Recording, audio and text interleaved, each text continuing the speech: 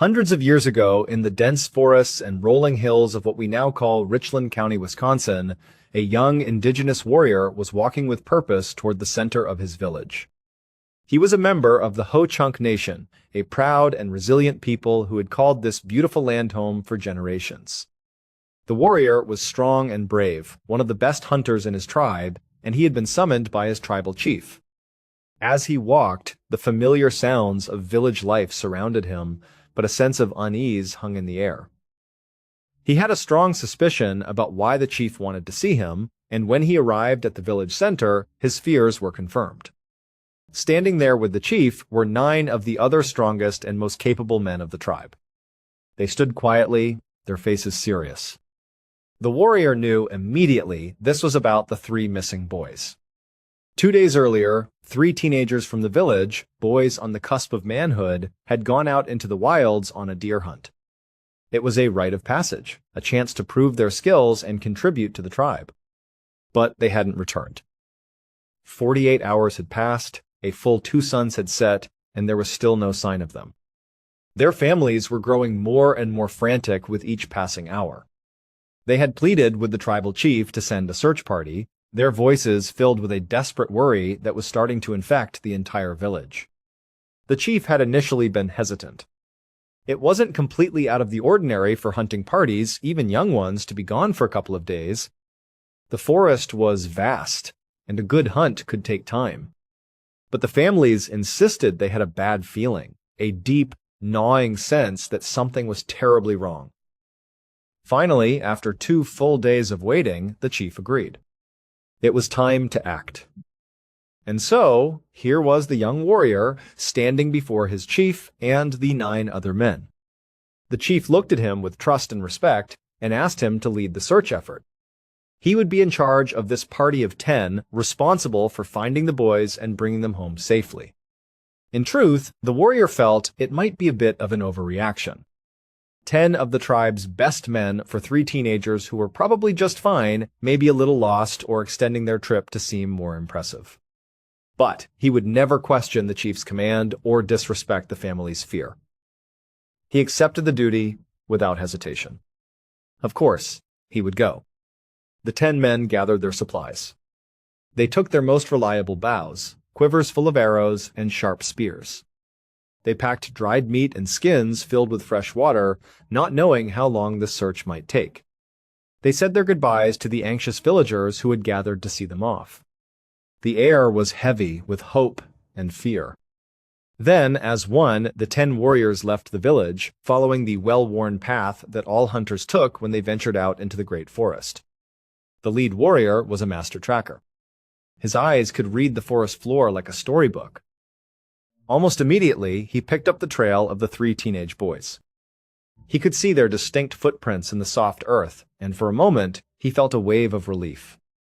This would be simple. They would follow the tracks, find the boys camped out somewhere, give them a stern lecture about worrying their families, and then guide them back to the village. It would all be over by nightfall. But as they followed the trail, the story the tracks told began to change. The footprints continued along the main path for a while, but then they suddenly veered off. They left the familiar trail and headed deep into a part of the forest that wasn't known for good hunting. This was the first thing that felt wrong. The Ho-Chunk people knew these woods intimately. They knew where the deer herds moved, where the best hunting grounds were. The path the boys had taken was leading them away from all of it. It made no sense. The lead warrior kept his growing concerns to himself, not wanting to alarm the others. He just kept his head down, focused on the tracks. They walked for miles, deeper and deeper into the wilderness. And as they walked, he noticed something else that was deeply unsettling. The tracks never stopped. There were no signs that the boys had paused to rest. There were no marks in the dirt to suggest they had stopped to set a snare or stood still to aim an arrow at a deer. Their footprints just went on and on in a straight, determined line as if they were on a mission marching towards some specific, unknown destination. After hours of relentless hiking, with the sun beginning to dip lower in the sky, the search party still hadn't found the boys. They found themselves standing at the edge of a steep, rocky ravine. As they looked down into the shadowy depths, they all realized they had traveled so far off the beaten path that they were now in truly uncharted territory. None of them, not even the most experienced hunters among them, had ever been to this place before. They had no idea what lay at the bottom of the ravine or what was beyond it. But they knew one thing for sure. The tracks of the three teenage boys led directly down the steep slope and into the ravine. There was no hesitation. They had to follow. So, carefully, the 10 warriors made their way down the treacherous incline. When they reached the bottom, the dense canopy of trees opened up into a small clearing. And there, right in front of them, was the dark, gaping mouth of a cave. The tracks led straight to it. They went into the blackness, but there were no tracks coming back out. For reasons they could not possibly understand, the 3 boys had hiked all this way into this unknown place and had walked into this cave.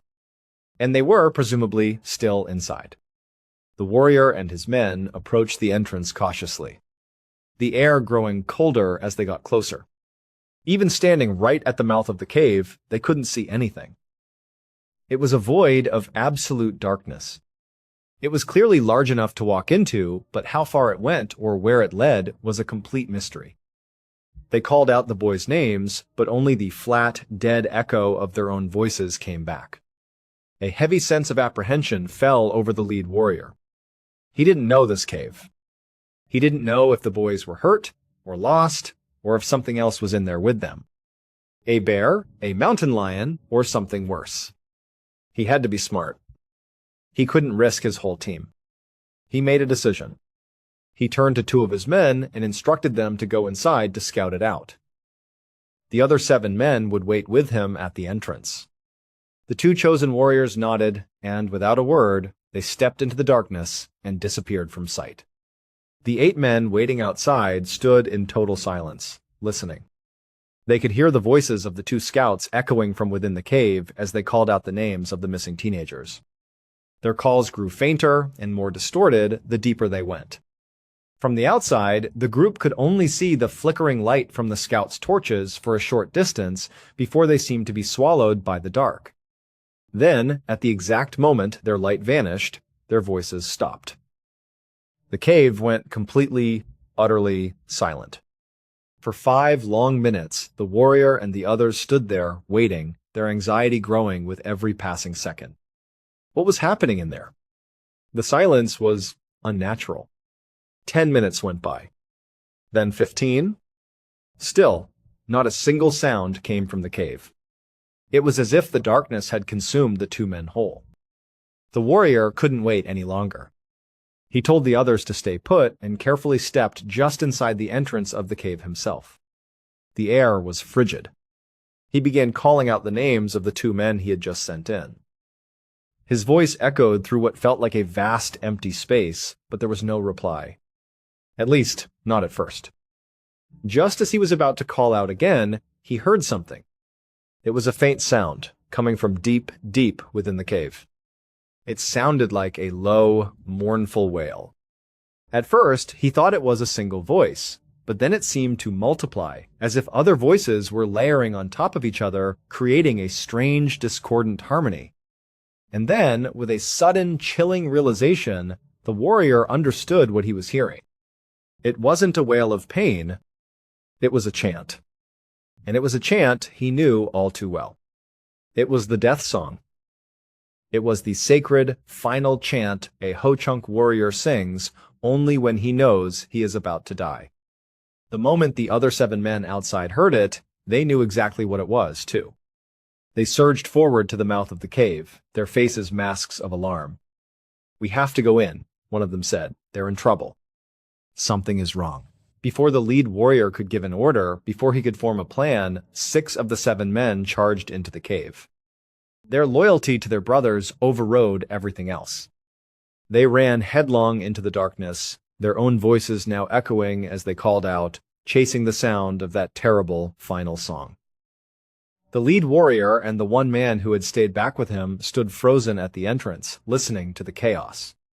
They heard the 6 men running and yelling, their sounds mixing with the haunting reverberation of the death song. And then, Just as suddenly as it had started, everything stopped. The chanting ceased. The yelling stopped.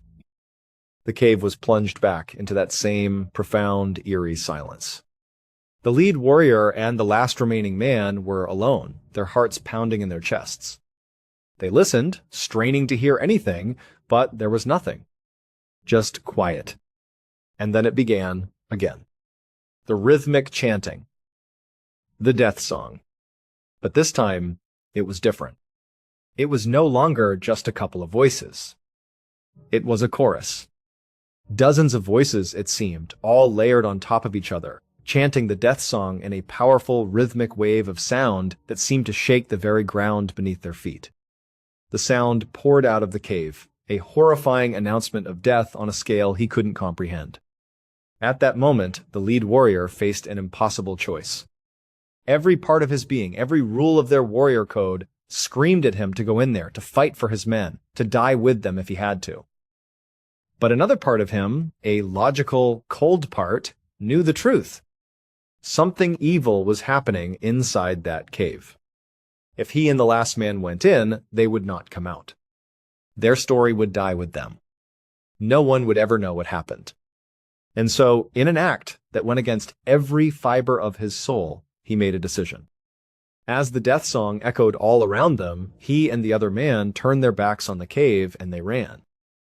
They ran for miles, not stopping, not looking back, fueled by terror and grief. They ran all the way back to their village, arriving long after nightfall, breathless and on the verge of collapse. They found the tribal chief and told him everything that had happened. The chief listened, his face grim. He declared that at first light they would all go back. The entire village. They would go back to that cave and they would get their people out. The next morning, as the first rays of sunlight pierced the forest canopy, a massive group assembled. The tribal chief, the lead warrior, the other survivor, and nearly 100 other members of the tribe, men and women, banded together. They marched out into the wilderness, a somber and determined procession, retracing the steps back to the ravine, back to that cursed cave. When they arrived, the cave was just as they had left it. It was quiet. The tracks leading in were still there, undisturbed. There were still no tracks leading out. Everyone they had lost was still inside. But this time, they had a plan. The lead warrior didn't know how they could possibly succeed, but the chief was confident. He addressed the crowd, his voice steady. "We will not go in as small groups," he announced. "We will not be separated. We will go as one. We will lock hands, all of us, and form a great line. We will never let go of the person next to us. We will walk into that cave together, as one body, and we will find our people." It seemed like a brilliant idea. There was strength in their numbers, strength in their unity. Nothing could happen to them if they were all connected. So, the great human chain was formed. The warrior who had survived the previous day was placed at the very front of the line. The lead warrior was second, his hand gripping the first man's tightly. Behind him, stretching all the way out of the cave, was a line of nearly 100 people, all holding on to each other. When everyone was ready, they began to move forward, a single shuffling entity stepping into the cold darkness. They walked slowly, cautiously. After about 50 feet, the cave passage made a sharp turn to the right. As the front of the line rounded the corner, they were plunged into absolute pitch-black darkness. No light from the entrance could reach this far. The lead warrior couldn't see a thing, not even his own hand in front of his face. All he could feel was the tight grip of the man in front of him and the man behind him. He squeezed their hands back, a silent promise that they were in this together. The man at the front of the line kept calling out the names of the lost, his voice swallowed by the immense blackness. As they shuffled deeper, the walls of the cave seemed to press in on them, the air growing thick and heavy. And then they heard it. From somewhere in the deep, the death song began again. It started low, a soft, rhythmic chant, but it grew steadily in volume and intensity until it was a booming, deafening chorus that echoed off the walls and vibrated in their chests. Panic began to ripple down the line, but there was nowhere to go. They were deep inside, trapped in the dark, with that horrible sound. The lead warrior held on as tightly as he could, trying to be an anchor of calm for the others. He tried to keep moving forward. But then, he felt it. The hand of the man in front of him, the leader of the line, suddenly went slack. It just slipped out of his grasp. The lead warrior lunged forward into the blackness, his hand grabbing at empty air. The man was gone. There was no scream, no sound of a fall, nothing. He had simply vanished. The lead warrior was now at the front of the line. He wanted to stop, to scream for everyone to turn back, but he felt a strange, irresistible force pulling him forward, deeper into the cave. It was a compulsion he couldn't fight. And then, to his absolute horror, he felt his own mouth open. He heard his own voice, completely against his will, join the terrible, chanting chorus of the death song. At that moment, chaos erupted. The human chain broke. People screamed in terror, letting go of each other, turning and scrambling blindly back towards where they thought the entrance was. It was a stampede of pure panic in the suffocating darkness. Minutes later, the survivors stumbled out of the cave, gasping and crying, blinking in the daylight. The tribal chief, who had remained outside, rushed to calm them. He quickly did a head count, and his heart sank. Over a dozen more people were gone. They had not come out. And the cave, which moments before had been filled with screams and the sound of the death song, was once again completely, unnervingly silent. The chief now knew, for certain, there was an evil spirit in that cave, something that fed on his people. He made a solemn declaration. No one from their tribe would ever step foot in that place again. They could not lose anyone else. The cave was not a place of mystery. It was a tomb. And so, they sealed it. They worked for hours, rolling massive boulders, piling rocks and dirt, until the entrance was completely blocked, hidden from the world forever. Centuries passed. The story of the cave that swallowed warriors was passed down from generation to generation. For the Ho-Chunk people, it became a legend, a terrifying campfire story to warn children about the dangers of the woods. Many who heard it wondered if it was real, or just folklore meant to scare them. They would never know for sure. Fast forward to the year 1930. A man named Paul Seafort, a well-known antique dealer in Richland County, Wisconsin, had a passion for hiking and history. He loved to explore the deep woods, searching for indigenous artifacts left behind by tribes like the Ho-Chunk Nation. One day, while hiking far off any established trail, he came across a secluded ravine. He climbed down, and on the far side, he noticed a strange pile of rocks. It looked unnatural, like a man-made mound, covered in moss and overgrown with grass. His curiosity got the better of him. He walked over and started pulling some of the rocks away. He quickly realized this was no random pile. These boulders had been placed here deliberately for a reason. After clearing away enough of them, he uncovered what they were hiding, the dark opening to a cave. He knew he had found something special. It took a lot more work, but he finally managed to create an opening just big enough to squeeze through. He was sure that a sealed cave like this must hold incredible artifacts inside. He went home and gathered supplies, including a strong lantern, and returned another day. He squeezed through the opening he'd made and entered the cave. He walked down the initial passage until he came to the sharp right turn. He followed it, and soon the ceiling began to get lower and lower, forcing him to crouch. He was so determined to see what was inside that he kept going. Even when the passage became so tight, he had to crawl on his belly, pushing the lantern ahead of him. Just as he was about to turn back, thinking it was a dead end, he slid under one last low-hanging rock, and the space suddenly opened up. He stood up and held his lantern high. He was in a massive, cathedral-like cavern. The beam of his lantern cut through the darkness, and what he saw made him freeze. The floor of the cavern was covered with human skeletons. But they weren't scattered about. They were arranged in dozens of neat, orderly rows. And they were all positioned in the exact same way, kneeling with their arms stretched out over their heads as if they were bowing or praying in unison. There were so many of them he couldn't even begin to count them all. He stood there in stunned silence, his light trembling in his hand. He slowly moved the beam of the lantern in the direction that all the skeletons were facing. And there, at the far end of the cavern, he saw what they were all bowing to.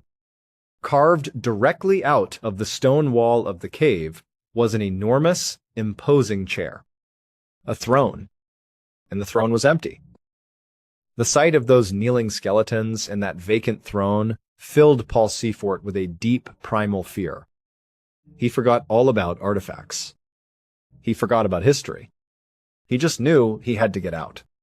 He turned and scrambled back through the narrow passage as fast as he could, not looking back, and fled the cave. He later told his incredible story to a journalist at the Milwaukee Journal, and it was published, creating a permanent record of his discovery. But the article and Paul's account left the world with two chilling, unanswered questions. What truly happened to all of those people inside that cave? And more importantly, who, or what, was sitting on that throne? We may never know what happened to those warriors inside the cave. But one question still remains. Who were all those skeletons bowing to? Until next time. On the morning of Tuesday, the 13th of July, 1993, a nurse named Sharon Dempsey was making her way down a long hallway at the Mahiri Hubbard Hospital in downtown Nashville, Tennessee. She moved with a purpose, her steps quick and efficient as she checked in on her patients. But on this particular morning, she was also on a mission. She was searching for one patient who had a habit of wandering away from her room. As Sharon reached the end of the hallway, she peered into the last room and let out a small sigh of relief. There, inside, was the woman she had been looking for. Her name was Mildred Lancaster. She was 69 years old, and at that moment she was busy sweeping the floor of another patient's room. She was using a broom that Sharon recognized immediately, one that Mildred had likely swiped from a custodian's cart she'd found in the hallway. Sharon walked into the room and gently approached the older woman. She asked her, "Mildred, what are you doing here?" Mildred turned, a look of simple purpose on her face, and she replied that she was just doing her job. But of course, this wasn't her job. Mildred wasn't an employee of the hospital. She was a patient. She had been admitted just 2 days earlier, suffering from severe stomach pain. But that wasn't her only issue. Mildred also experienced extreme bouts of confusion, which was exactly what Sharon was witnessing right now. The nurse had to hide a small, weary smile. This had become a familiar routine. Mildred's family had explained her history to the hospital staff when she was admitted. For most of her life, Mildred had worked as a housekeeper. It was a job she took pride in, a role that had defined her for decades. And so now, when her mind would get clouded with confusion, she would often revert back to that familiar identity. She would think she was at work, even when she was at home, or in this case, in a hospital bed. Her family had seen it many times. She would suddenly get up and start tidying things, convinced she was on the clock. Because of this behavior, the hospital staff had considered using physical restraints to keep Mildred safely in her room. The fear was that she might wander into a restricted area or hurt herself. But Mildred was such a sweet and gentle soul. The idea of tying her down just felt wrong to everyone involved. So, the medical team decided on a different approach. They would have to accept that from time to time, Mildred was going to believe she was a housekeeper again. She would likely leave her room and go looking for something to clean. The plan was simple. Keep a very close eye on her, make sure she was safe, and continue to treat her stomach pain while managing her disorientation. So, in this moment, finding Mildred with a broom in her hand, Sharon just followed that protocol. She spoke to her in a calm, gentle voice and said, "Okay, Mildred, you can put the broom down now. Come with me." Mildred, ever agreeable, listened. She set the broom against the wall, and Sharon gently led her by the arm, walking her back down the hall to her own room. After making sure Mildred was settled, Sharon continued with her rounds, the small incident already fading from her mind. A couple of days went by. Sharon was once again doing her regular rounds, moving from room to room, checking charts, and speaking with patients. When she arrived at Mildred's room, she pushed the door open and saw that it was empty. The bed was neatly made, but Mildred was nowhere in sight. At first, Sharon just felt a wave of annoyance. By this point, Mildred had wandered off so many times that it was becoming a bit of a hassle. It wasn't alarming anymore, just another small task to add to her already busy day. Sharon followed the usual procedure. She left the room and began walking the floor, checking other patient rooms, utility closets, and common areas, expecting to find Mildred tidying up some corner of the hospital. But this time was different. After a full sweep of the entire floor, there was no sign of her. Sharon went back and started her search again, this time being much more thorough. She looked in every supply closet, every empty room, every nook and cranny she could think of. Still nothing. That's when the annoyance started to curdle into real concern, a knot of panic tightening in her stomach.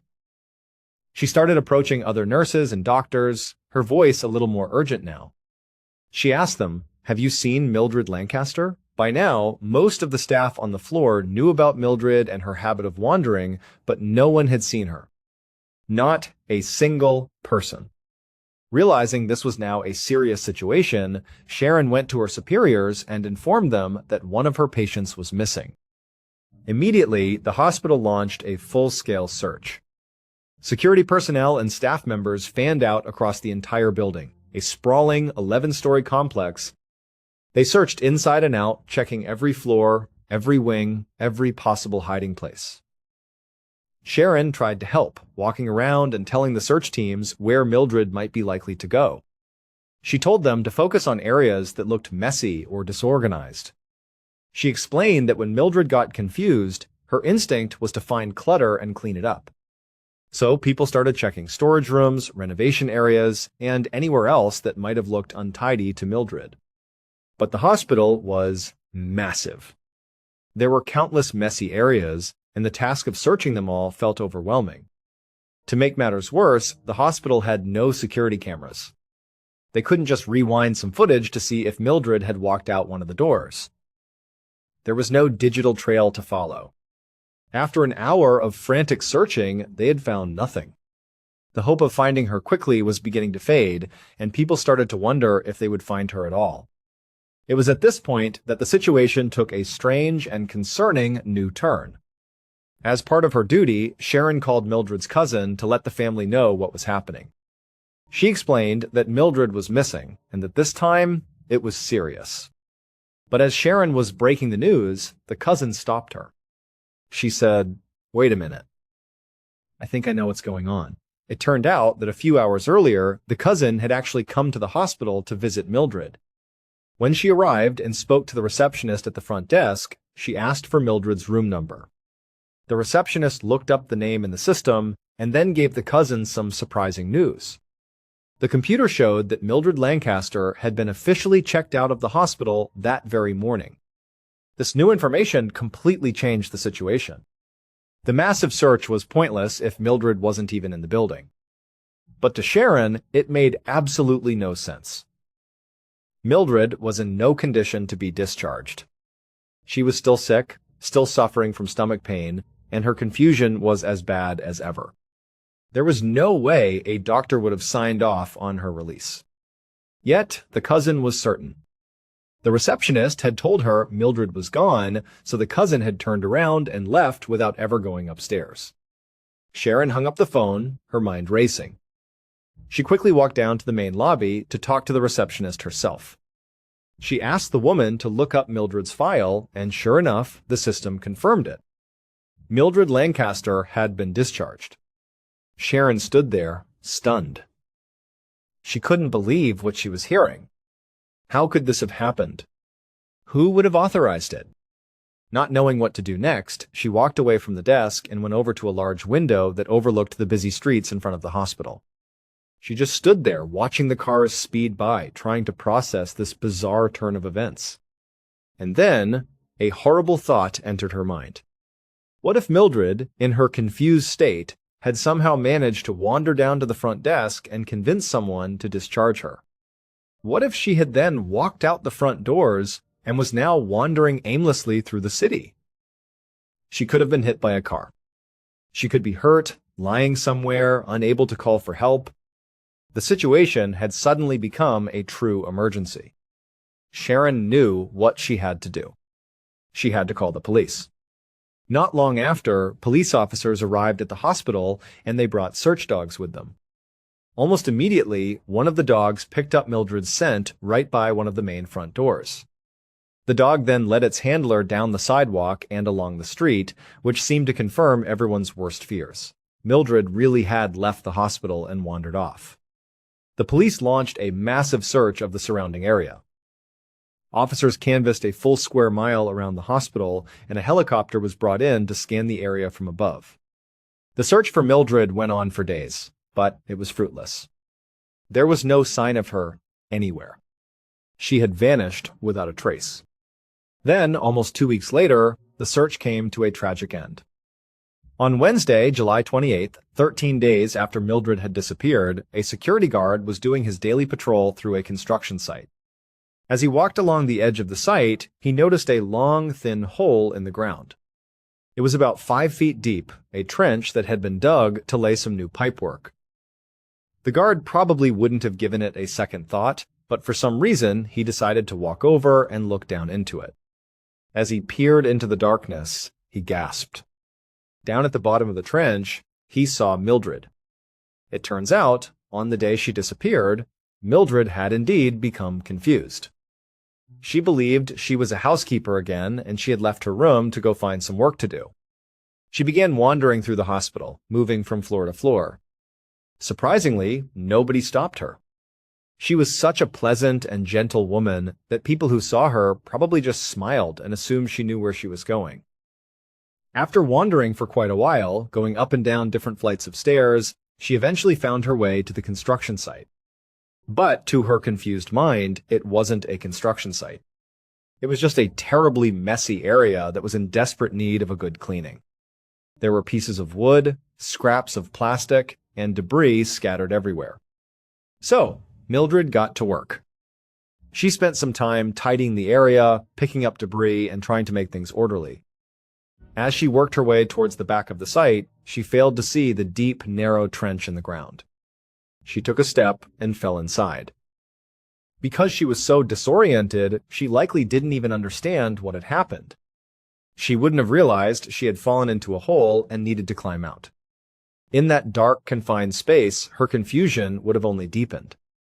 She may not have even tried to escape.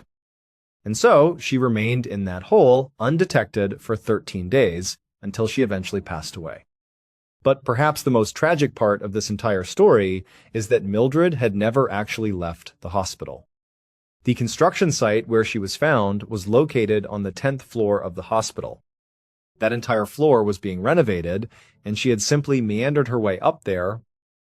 All of those search parties, all of those police officers, they had all been looking for her outside. Even the teams that searched inside the hospital had been to that construction site. They had walked right past the very hole where she was lying. But they hadn't thought to look down into it. And Mildred, assuming she was still alive when they were nearby, was too confused and disoriented to call out for help. She just stayed quiet in that hole, and so she was never found in time. To this day, it's still not known why her hospital records showed that she had been discharged. Some believe it was a simple clerical error, a mistaken entry in the system. Others think it might have been a computer glitch. And the police dog that picked up her scent and led the search away from the hospital, that also remains an unexplained anomaly. Mildred's family later sued the hospital for $13 million in damages, but for reasons that were never made public, they eventually dropped the case. On the night of the 12th of January 1964, a police sergeant named Neil Johnson stepped into a small apartment in Los Angeles County, California. He was followed by a team of other officers, and as soon as they crossed the threshold, they were hit by two things at once: a blast of intense dry heat and a truly terrible smell. It was the smell of decomposition, and it didn't take them long to find the source. There, on the living room couch, was the body of a man. He was clearly deceased and had been for some time. Sergeant Johnson and his team had been called to the apartment by the building's landlord. Other tenants had been complaining for days about a foul odor coming from this specific unit, and the landlord had finally called the police to investigate. Based on the information the landlord had already provided, the police had a good idea of who the man on the couch was. The apartment was rented to a 8-year-old man named Eugene Meadows. Eugene was new to the building. In fact, he had only moved in 6 days earlier. He was also new to the area, having relocated from about 8 hours away to start a new job. This meant it was very likely he didn't know many people in town yet. Sergeant Johnson and a few other officers moved closer to the couch to get a better look at the body. Right away, two things became apparent. First, it was clear that Eugene had not died recently. Based on the state of his body, he had probably been dead for at least a couple of days. And second, there was a very distinct hole in the back of his head. It looked for all the world like a bullet wound. But as Sergeant Johnson began to survey the rest of the apartment, he realized that the bullet hole didn't make any sense. For starters, the entire apartment was incredibly neat and clean. There was no sign of a struggle, no overturned furniture, no indication of a robbery or a break-in. Everything was in its place. The landlord had also told the police something crucial. When he had first come to check on the apartment after the smell complaints, he had found the front door locked from the inside. He also checked and found that all of the windows were closed and securely locked as well. This presented a major problem for the murder theory. If Eugene had been shot, the killer would have had to lock the door from the outside as they left. This would mean they had a key. It was possible they took it from Eugene, but given that he was so new to the area, it seemed unlikely he had given a key to anyone. The alternative theory, that Eugene had taken his own life, seemed even less plausible. The biggest problem with that idea was the complete absence of a gun. If he had shot himself, the weapon should have been somewhere nearby, on the couch, or on the floor next to him. But it wasn't.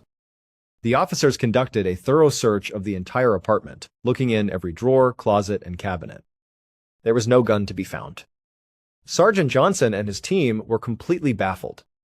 It was a classic locked room mystery.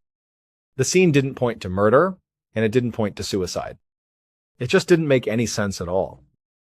Rather than speculate further at the scene, they had Eugene's body transported to the local coroner's office for an autopsy. They hoped that a medical examination would provide the answers they so desperately needed. However, when the coroner examined Eugene's body, the case only became stranger. The first and most shocking discovery was that the coroner could not find a bullet anywhere inside of Eugene's head or his body.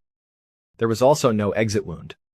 Typically, when someone is shot, the bullet either remains lodged inside the body or it passes all the way through, creating a second hole. Eugene had one hole in the back of his head, no exit wound, and absolutely no bullet. It was a physical impossibility. In addition to this major anomaly, the coroner noted two other strange details. The first was that Eugene had something called a calcium ridge on the back of his skull near the location of the hole. This is a harmless genetic trait, where a small section of the skull is harder but also more brittle than the surrounding bone. It was something he would have been born with and likely never knew he had. But given its proximity to the wound, the coroner made a special note of it. The second strange finding was the color of Eugene's internal organs. When the coroner examined his abdomen, he saw that the organs were a bright, vibrant cherry red. At first, the coroner wasn't sure if this was significant. It was unusual, but it didn't immediately point to a cause of death. But as he continued to puzzle over the case, unable to make sense of how Eugene had died or how he got the hole in his head, his mind kept coming back to those red organs. Suddenly, he had an idea, a theory that was wild but might just explain everything. He contacted the police and asked Sergeant Johnson to go back to Eugene's apartment and check for one very specific thing. He told him that if it was there, the entire mystery would be solved. Sure enough, Sergeant Johnson and his team returned to the apartment. They followed the coroner's instructions, and they found exactly what he had suspected would be there. And just like he'd said, it explained everything. It turned out that what happened to Eugene was not a murder, nor was it a suicide. In fact, there had been no shooting at all.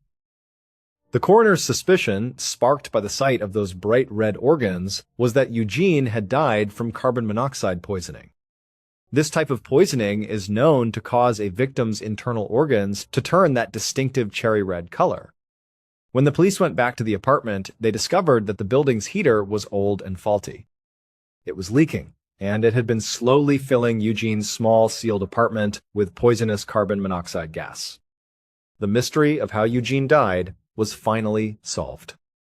But that still left the question of the hole in his head. The explanation for that was even more bizarre.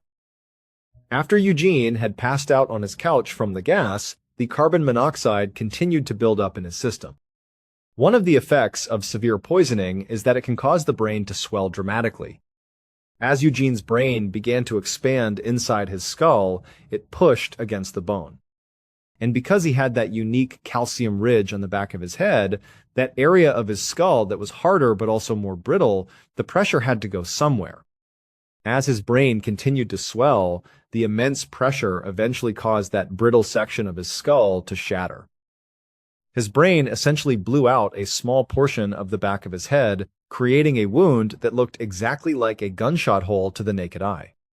It was a tragic, one-in-a-million accident that had created the illusion of a violent crime. One afternoon in the spring of 1998, a 64-year-old man named Klaus Schmidt was walking through the international terminal of the Dublin airport in Ireland. As he made his way through the bustling crowds, he was gripped by a powerful and unsettling feeling of nervousness. He couldn't shake the idea that getting on his flight that day was a very, very bad idea. When he finally spotted his gate at the far end of the terminal, that vague nervousness intensified into a sense of genuine dread that washed over him completely. Now, Klaus was generally an anxious flyer.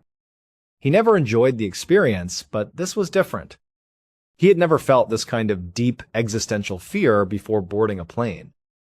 This was a new and terrifying feeling. When he reached his gate, he saw the other passengers lining up, showing their tickets, and walking down the jet bridge. The sight of them boarding the plane almost triggered a full-blown panic attack. He stood, frozen for a moment, his mind screaming at him to turn around. A voice in his head told him to just listen to his gut, to not get on this plane. He could just go back to the ticket counter, book a flight for the next day, and this horrible feeling would go away. But as he stood there, paralyzed by fear, the logical side of his brain began to fight back. He told himself that he was just being ridiculous. He was a nervous flyer, and his anxiety was getting the better of him. There was nothing to be worried about. The flight would be short, and it would be over before he knew it. He was just overreacting. So, even though he couldn't completely shake the feeling of dread that was now a tight knot in his stomach, he decided to override his instincts. He took a deep breath, walked up to the gate, had his ticket scanned, and forced himself to board the flight. About an hour later, the plane had taken off and was cruising high above the Irish Sea. Klaus was in a window seat. He cautiously raised the plastic shade and looked out. The sky was clear, the water below was calm and beautiful. He glanced around the cabin at the other passengers. People were reading, chatting quietly, or dozing. Everyone seemed perfectly relaxed. There was absolutely no reason to think anything was wrong. But still, Klaus could not get rid of that awful feeling. He just wanted the plane to land, for this whole ordeal to be over. He knew he couldn't make the plane go any faster, so he tried to do some breathing exercises to calm his racing heart. He breathed in slowly, held it, and then breathed out. At first, it seemed to be working. His anxiety began to ebb just a little. But over the next 10 or 15 minutes, something new started to happen. Klaus started to feel like he was having a hard time breathing. It felt as if the air was getting thin. He discreetly looked around the cabin again, trying to see if anyone else was struggling, if maybe there was a problem with the cabin pressure. But everyone else still looked completely fine. It was just him. The difficulty breathing grew worse, and he started to sweat. He was rocking back and forth in his seat now, consumed by an anxiety he couldn't control. Then, a new symptom appeared. He started to feel an intense tightness in his chest, a crushing pressure that was both painful and terrifying. His first thought was that he was having the worst panic attack of his life. His anxiety had finally spiraled completely out of control. He fumbled to take off his jacket, unbuttoning the top of his shirt, hoping to get some relief. He was now dripping with sweat, and the passengers sitting near him were starting to notice. They were giving him concerned looks, but no one had said anything yet. Klaus tried to tell himself to stay calm, but it was impossible. The tightness in his chest got so bad, so intense, that he realized this probably wasn't just anxiety. This felt like something much more serious. This felt like a heart attack. The moment that realization hit him, it was as if all of his symptoms became 10 times worse. The pain in his chest was unbearable, and he felt his consciousness begin to fade. The world around him started to go dim. He could hear the muffled sounds of other passengers near him yelling for help. He heard a flight attendant rush over and her voice calling out urgently to the rest of the plane, asking if there were any doctors on board. As Klaus drifted further and further into unconsciousness, his last coherent thought was that his intuition had been right all along. Something terrible was going to happen to him on this plane. And before he could think anything more, his vision went completely blurry and he faded into total darkness. But it would turn out that Klaus's powerful intuition was actually only half right. While it was true that something terrible did happen to him on that flight, he really did suffer a massive heart attack. It was his decision to ignore that intuition and get on the plane that actually saved his life. Because this particular flight, by an incredible stroke of luck, was carrying 40 of the world's leading heart specialists. They were all flying home from an international cardiology conference. And it gets even more unbelievable. They just happened to be carrying samples with them of a brand new experimental heart drug, one that was not yet available to the general public. So when Klaus collapsed and the flight attendant called out for a doctor, not one but 40 doctors all raised their hands. One of them rushed over to Klaus's side, quickly diagnosed the heart attack, and immediately administered the new life-saving medication. Against all odds, the very flight he was terrified to board was the only place on Earth that could have saved him at that exact moment. Thank you so much for watching. Let me know what you thought of today's episode in the comments. And remember, we have a whole playlist of true crime episodes ready for you to binge right now. Until next time. See ya. In the event that any of you are able to figure out what actually took place before I reveal it at the conclusion of the show, I will be extremely surprised.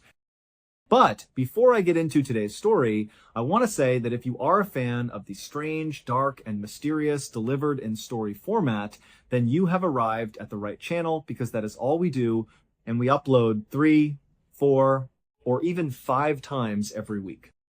In order to ensure that you do not miss any of our weekly uploads, we ask that you subscribe to this channel and enable all notifications. If you find that to be of interest, continue reading. Alright, let's get started with the story for today. On the 15th of September 2010, it was approximately 8:30 o'clock in the evening. A man of 55 years of age was seen leaning back against his headboard in room 348 of the Elegante Hotel in Beaumont, Texas.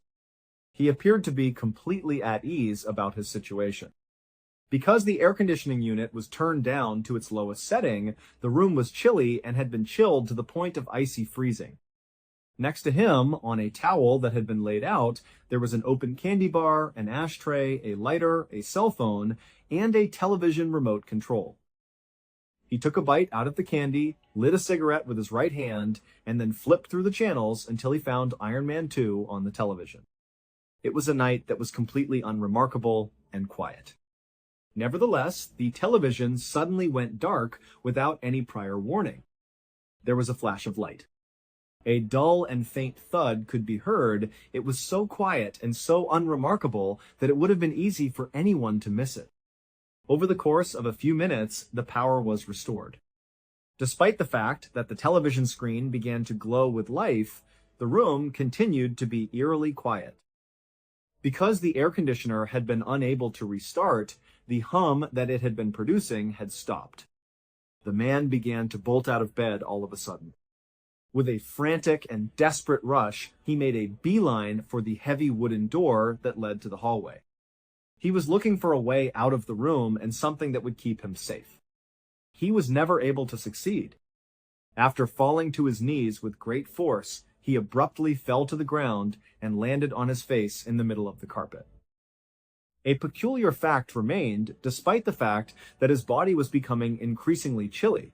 His cigarette had been moved to his left hand, where it was tightly clamped between his fingers and was slowly burning all the way down to the ash.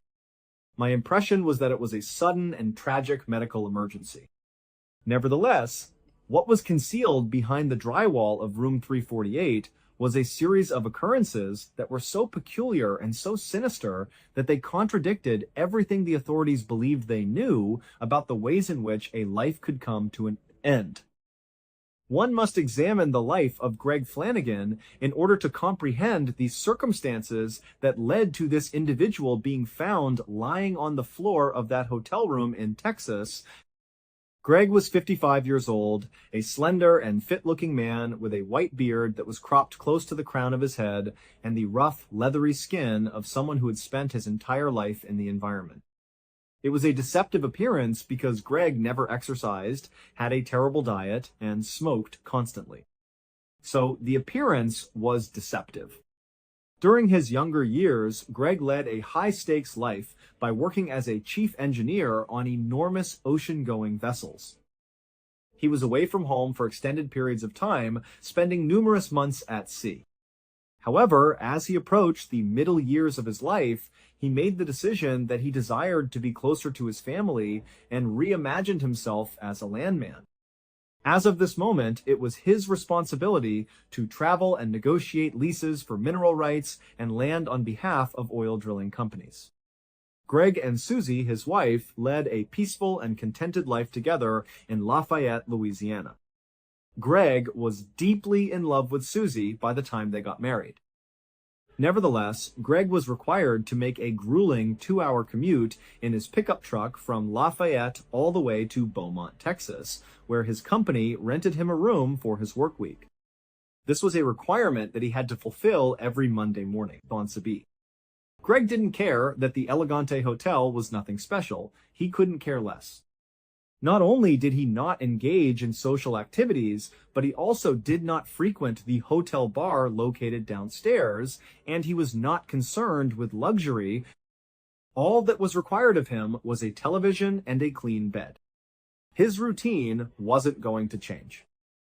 Every single night, he would go to his room, shut himself off from the rest of the world, turn up the temperature on the air conditioner until it was so cold that the room was shivering, and then watch television while smoking. On that particular Wednesday evening, Greg's wish for a peaceful evening was thwarted by a situation that was extremely frustrating.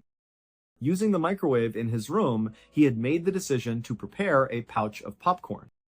Greg was able to blow a fuse because the appliance drew an excessive amount of current, which caused the elderly electrical system to become overloaded. Almost instantly, the power had been cut off, leaving his room completely dark. The thing that Greg failed to recognize was that this was not merely a peculiar occurrence in his room. Because he had accidentally tripped the circuit breaker, the power had been cut off to the rooms that were directly to his left, to his right, and to the room at the bottom of the stairs. Following Greg's call to the front desk, a maintenance worker eventually arrived, walked to the breaker box, and turned the switch back on. Greg was able to restore power to the building. It was at 8:30 p.m. when the power was officially restored. As Greg's television began to flicker back on, he repositioned himself on his pillows under the impression that the minor annoyance had been resolved. He was completely unaware that this brief power outage had caused a chain reaction that would have catastrophic consequences among the strangers who were sleeping just a few inches away from him. When Greg and Susie woke up the following morning, the strict routine that had been keeping them connected fell apart. Before going to work each and every morning, Greg would always make sure to give his wife a good morning call. However, by 9 o'clock in the morning, Susie's phone had not rung. After experiencing a sudden surge of anxiety, she dialed his mobile phone number. Until it reached the voicemail, it continued to ring and ring. When she called his office in Beaumont, his coworkers answered the phone and informed her that Greg had not yet arrived for work. Susie begged his coworkers to drive over to the Elegante Hotel and check room 348 because she was terrified that something terrible was going to happen. When the two coworkers arrived, they placed a significant amount of pressure on the door, but they did not receive a response. After hurriedly descending the stairs, they seized the hotel manager and hurriedly ascended the stairs to unlock the door. They became completely immobile the moment the door opened. In the middle of the room, Greg Flanagan was motionless and lying on his back. The way he was positioned gave the impression that he had fallen to his knees and then collapsed onto the rug with his face facing forward. His left arm was tucked awkwardly beneath his chest, and the stub of a cigarette that had been burned out was still kept shut between his two left fingers.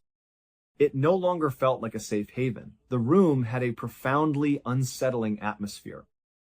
The arrival of Detective Scott Apple at the scene occurred not long after the ambulance arrived. Apple was a veteran detective who was extremely fit and had spiked silver hair. He was a police officer who felt a deep passion for his work. After entering room 348, he was immediately struck by the room's unusually high temperature, which he found to be uncomfortably warm. It was like being in a sauna. Regarding Greg's body, however, there was no obvious indication that he had been in a struggle. In addition to the fact that the door had not been forced open, the room was clean, and Greg's wallet, which was located in the back pocket of his jeans, still contained a significant amount of cash. It was not difficult for Apple to rule out the possibility of a robbery gone wrong. During his examination of Greg's body, he discovered that there was no blood, no stab wounds, and no indications that he had been strangled. The only mark that could be seen was a very small and superficial abrasion on his cheek, which was caused by his face making contact with the rough carpet. Apple interviewed the guests who were staying in the rooms that were adjacent to one another, but nobody had heard a single scream, a gunshot, or any other sounds of violence. In the later hours of that day, Susie called Detective Apple while crying uncontrollably. In the midst of her sorrow, she shared with him, "My husband took terrible care of himself. He smoked like a chimney, had a terrible diet, and never saw a doctor.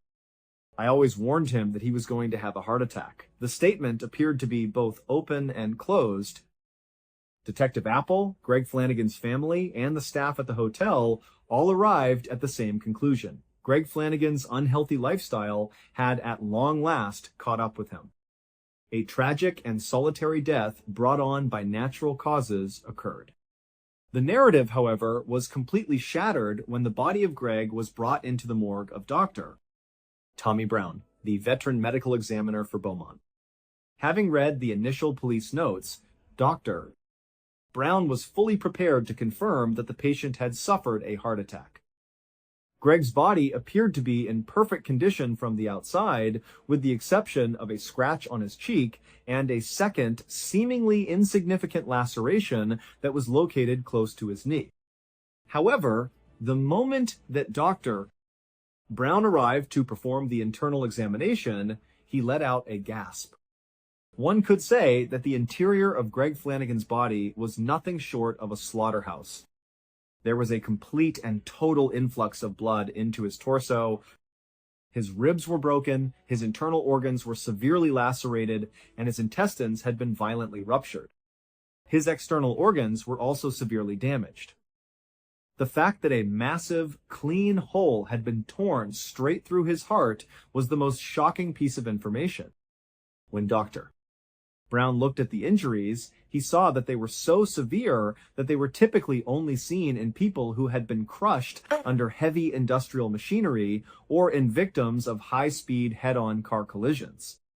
Despite this, Greg did not have any crushing injuries on his skin, and his chest did not have any broken skin.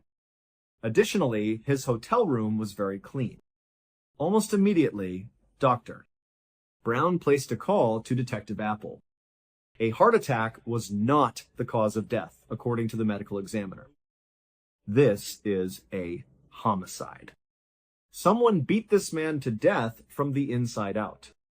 Due to the fact that the facts involved in this investigation were in direct opposition to one another, the entire investigation was thrown into disarray. Why did Greg's chest not show any signs of bruising if he had been repeatedly beaten to death with such force that it would have caused his heart to rupture? Due to the fact that the walls of the hotel were so thin, why had not a single person been able to hear the sounds of a brutal and fatal assault? More importantly, the timeline did not make any sense when it was aligned with the physical state of the room. In order to concentrate on the intense heat that was present in the room, Detective Apple returned to the logs. At 8:30 in the evening, the maintenance worker reset the breaker, which resulted in the television turning back on. However, in order for the older air conditioning system to begin cooling again, it was necessary for someone to physically press the power button. It is likely that Greg did not notice the air wasn't running right away because the room was already cold as a result of the full evening's worth of air conditioning. On the other hand, Beaumont in September is extremely hot. Greg would be required to get up and turn it back on because the room would have rapidly warmed up within 30 to 45 minutes in that time frame. Given that the room was discovered to be sweltering with heat, it is reasonable to assume that Greg passed away not long after the power was restored, and more specifically, between the hours of 8:30 and 9 p.m., before the heat became unbearable enough to cause him to move. However, the cigarette was the most significant and obvious piece of evidence that rendered the possibility of a physical beating impossible. A cigarette was found in Greg's left hand when the body was discovered. Greg was holding it tightly. A bombshell was dropped by Susie when Detective Apple called her to double-check a particular detail. She revealed that Greg was a right-handed person who had never used his left hand to smoke. Consider the physical characteristics of that space. In the event that Greg was sitting on his bed smoking with his right hand, and an intruder suddenly burst in and began beating him to death, Greg's natural reflex would have been to either put his hands up to defend himself, fight back, or drop the cigarette. If the cigarette had been dropped on the floor or crushed on the bed, it would have been a terrible mess. If it had been transferred smoothly to his left hand, which was not his dominant hand, it would have remained kept shut between his fingers as he collapsed to the floor, and it would have burned cleanly down to the skin. The cigarette was evidence that whatever trauma caused Greg's internal organs to be destroyed, it occurred so suddenly and unexpectedly that he didn't even realize he was dying as he stood up and walked toward that door. Initially, the theories that a heart attack or a brutal beating was the cause of death were completely debunked. The investigators were left standing in the middle of room 348, staring at a medical impossibility while looking at a room that was spotless. The cigarette was evidence that whatever trauma caused Greg's internal organs to be destroyed, it occurred so suddenly and unexpectedly that he didn't even realize he was dying as he stood up and walked toward that door. Initially, the theories that a heart attack or a brutal beating was the cause of death were completely debunked. The investigators were left standing in the middle of room 348, staring at a medical impossibility while looking at a room that was spotless, in light of the fact that every piece of evidence they had contradicted the laws of physics and that there were no indications of an intruder or a weapon. The investigation was completely abandoned. The investigation came to a complete and utter halt for a period of 7 arduous months. Unfortunately for Greg's bereaved family, there were no leads, no suspects, and absolutely no answers to be found there. Susie was so desperate for answers that she made the decision to take matters into her own hands and engage the services of Ken Brennan, a well-known private investigator. He was famous for his sharp instincts and his track record of solving seemingly impossible cold cases. Brennan was a former police officer on Long Island and a special agent for the Drug Enforcement Administration. As a larger-than-life character, he spoke with a thick New York accent and wore tight t-shirts that displayed his muscular frame. He was a character that was larger than life. When Brennan flew down to Louisiana to meet Susie, he did not simply go through the files, rather he looked for the human details that the official reports always seemed to overlook. He questioned Susie about Greg's most intimate routines, and it was at that moment that she reiterated the information regarding the cigarette. Greg had never smoked with his left hand outside of the house. The thoughts in Brennan's head started to race. When he came to this realization, he realized that the physical condition of Greg's body was not the result of a prolonged fight, but rather a sudden and desperate reaction to a single catastrophic moment. He went to Beaumont and joined forces with Detective Apple, who was more than willing to share his files with him. Together, they worked together. On that particular evening, Brennan locked himself in his hotel room and spread the photographs of the autopsy and the diagrams of the crime scene across the bed. The peculiar aspect of the cigarette that was held in his left hand captivated his attention. How could Greg possibly switch hands if he was sitting on his bed watching television while holding a cigarette in his right hand? If he were to suddenly experience excruciating pain, what would cause him to switch hands? In spite of its apparent simplicity, the response was quite elegant. Greg was attempting to flee. A person who is right-handed will instinctively reach for the doorknob with their dominant right hand in order to open a heavy hotel door. Greg had moved the cigarette that was on fire to his left hand in order to free up his right hand so that he could turn the deadbolt and open the door to the safe area. Even though he was trying to escape with his life, his heart stopped beating just a few feet away from the exit. On the other hand, what could possibly crush the internal organs of a man from across the room without leaving any physical trace? When Brennan wanted to get a sense of the space, he knew he had to stand in room 348. As they made their way back into the hotel room, he and Detective Apple were alone. In order to locate the invisible line that led from the bed to the door, Brennan examined the furniture, including the carpet, the ceiling, and the walls. Suddenly, his gaze was drawn to a particular location on the wall that was located close to the entrance. It was a small area of fresh drywall compound that did not match the rest of the wall. Apple shrugged and said that it was just a standard repair from the point where the doorknob hits the wall when the door swings open too hard. Apple noticed that he was looking at it. In spite of this, Brennan was not content. The heavy door was grabbed by him, and he swung it open all the way until the knob was pressed against the wall.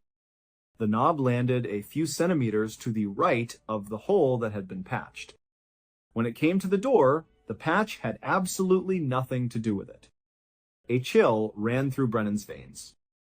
After exiting the building and entering the hallway, he made a left turn and knocked on the door of room 349, which was the room that was immediately adjacent to Greg's.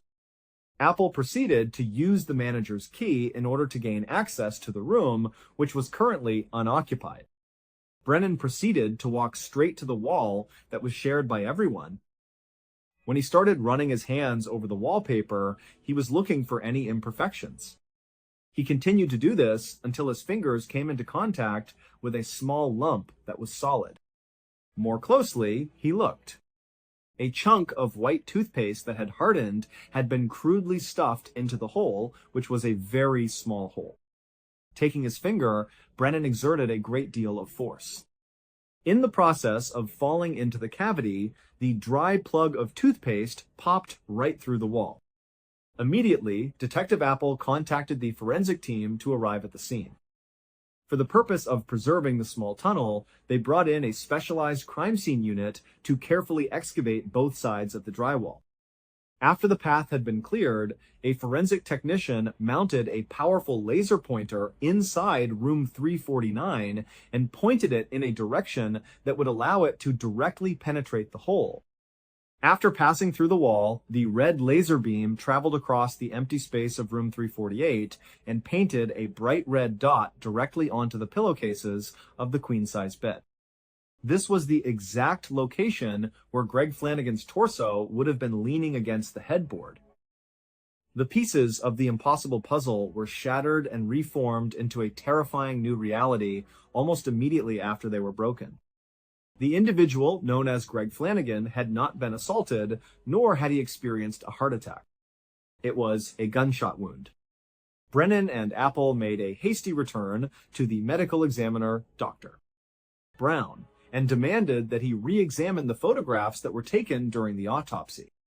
Due to the fact that Greg's body had already been cremated, the only thing that remained were the photographs. Brennan directed his attention directly to the minuscule superficial laceration that was located in Greg's crotch.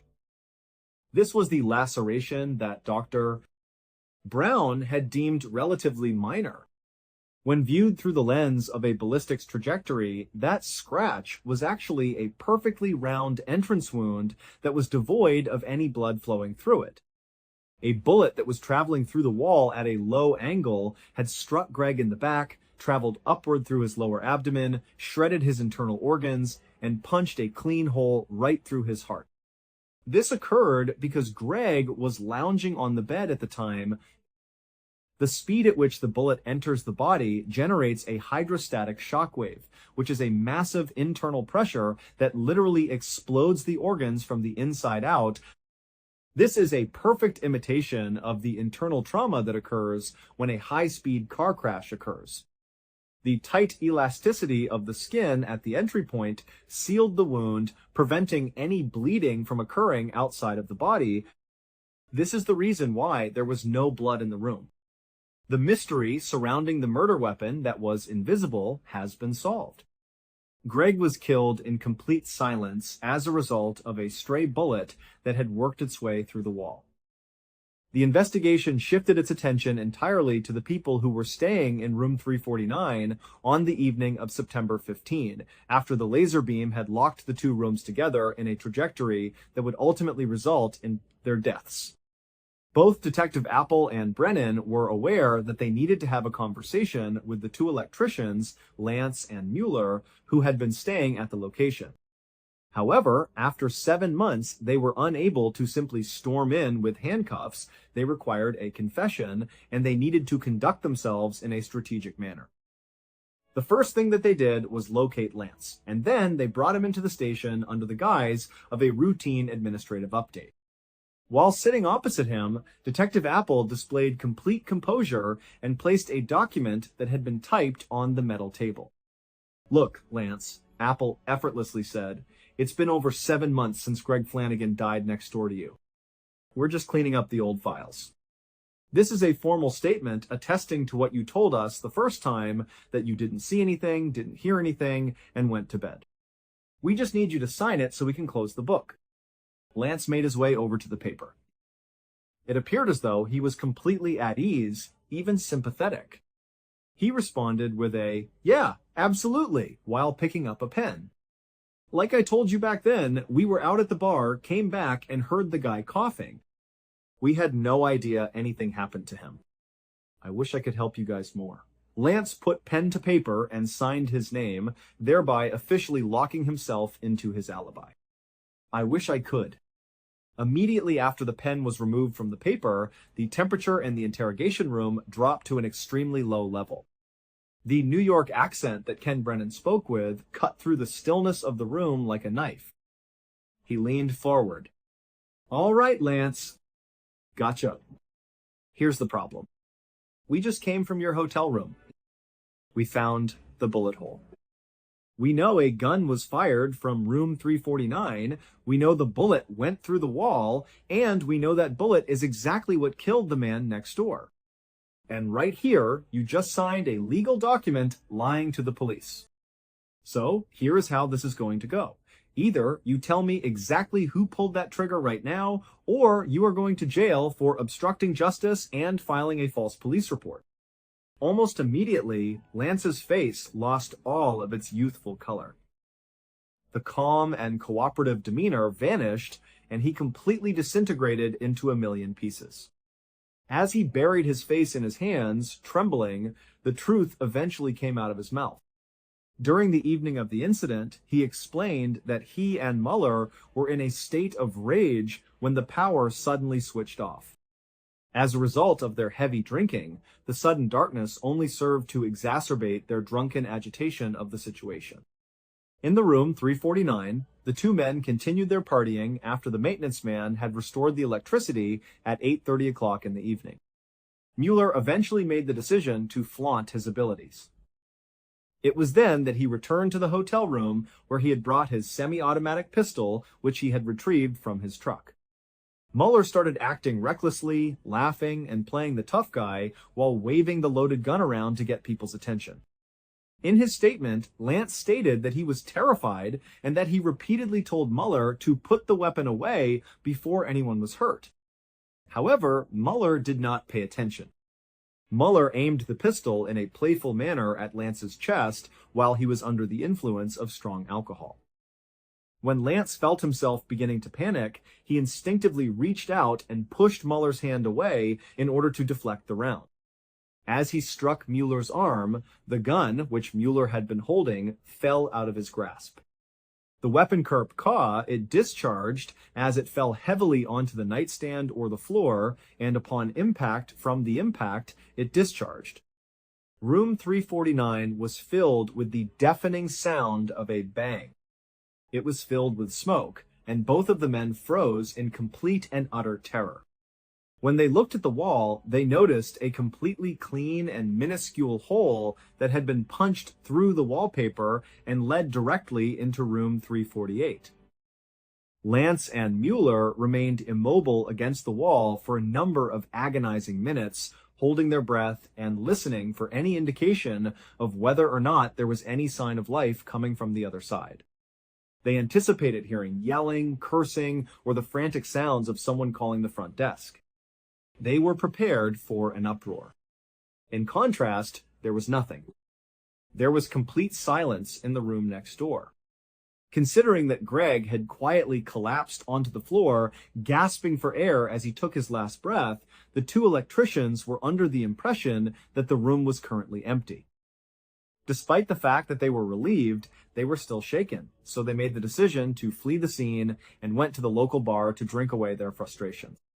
Lance asserted that they heard a muffled coughing sound coming from room 348 when they returned to the hotel later that night. The sound was described as light and wet.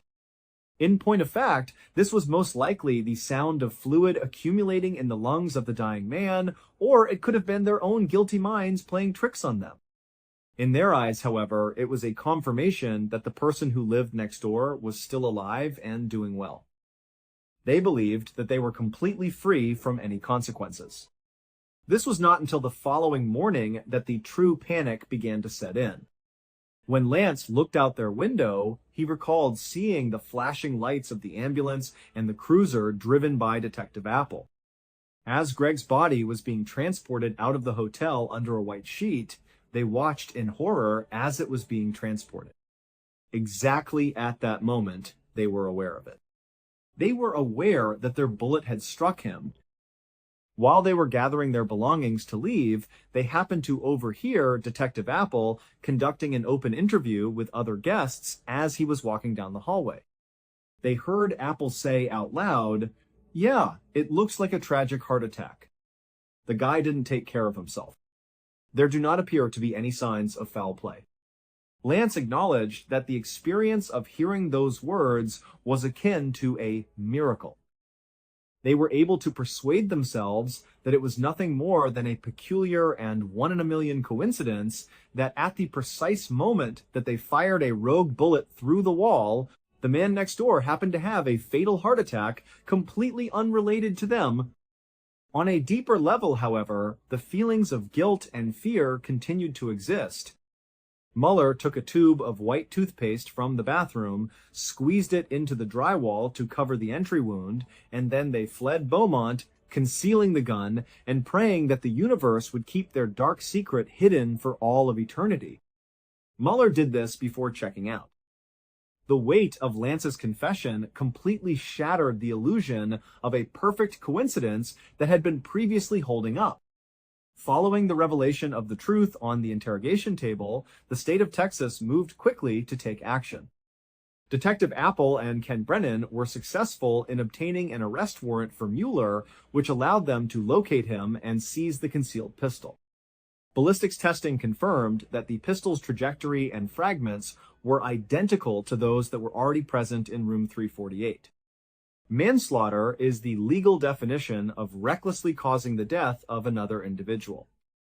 Mueller was officially arrested and indicted on a charge of manslaughter. It was his partner's signed testimony and the forensic evidence that left him with no defense, despite the fact that he had initially attempted to conceal himself behind the wall that was stained with toothpaste. After being confronted with the fact that he would be sitting before a grand jury, Mueller ultimately pleaded guilty. Even though the tragedy was caused by such profound stupidity and gross negligence, the judge did not show much mercy for the situation. As part of his sentence, Mueller was required to serve 10 years in a state prison. Lance was able to avoid the manslaughter charge because he cooperated fully with the investigation and demonstrated that he had actively attempted to deflect the weapon rather than operate it.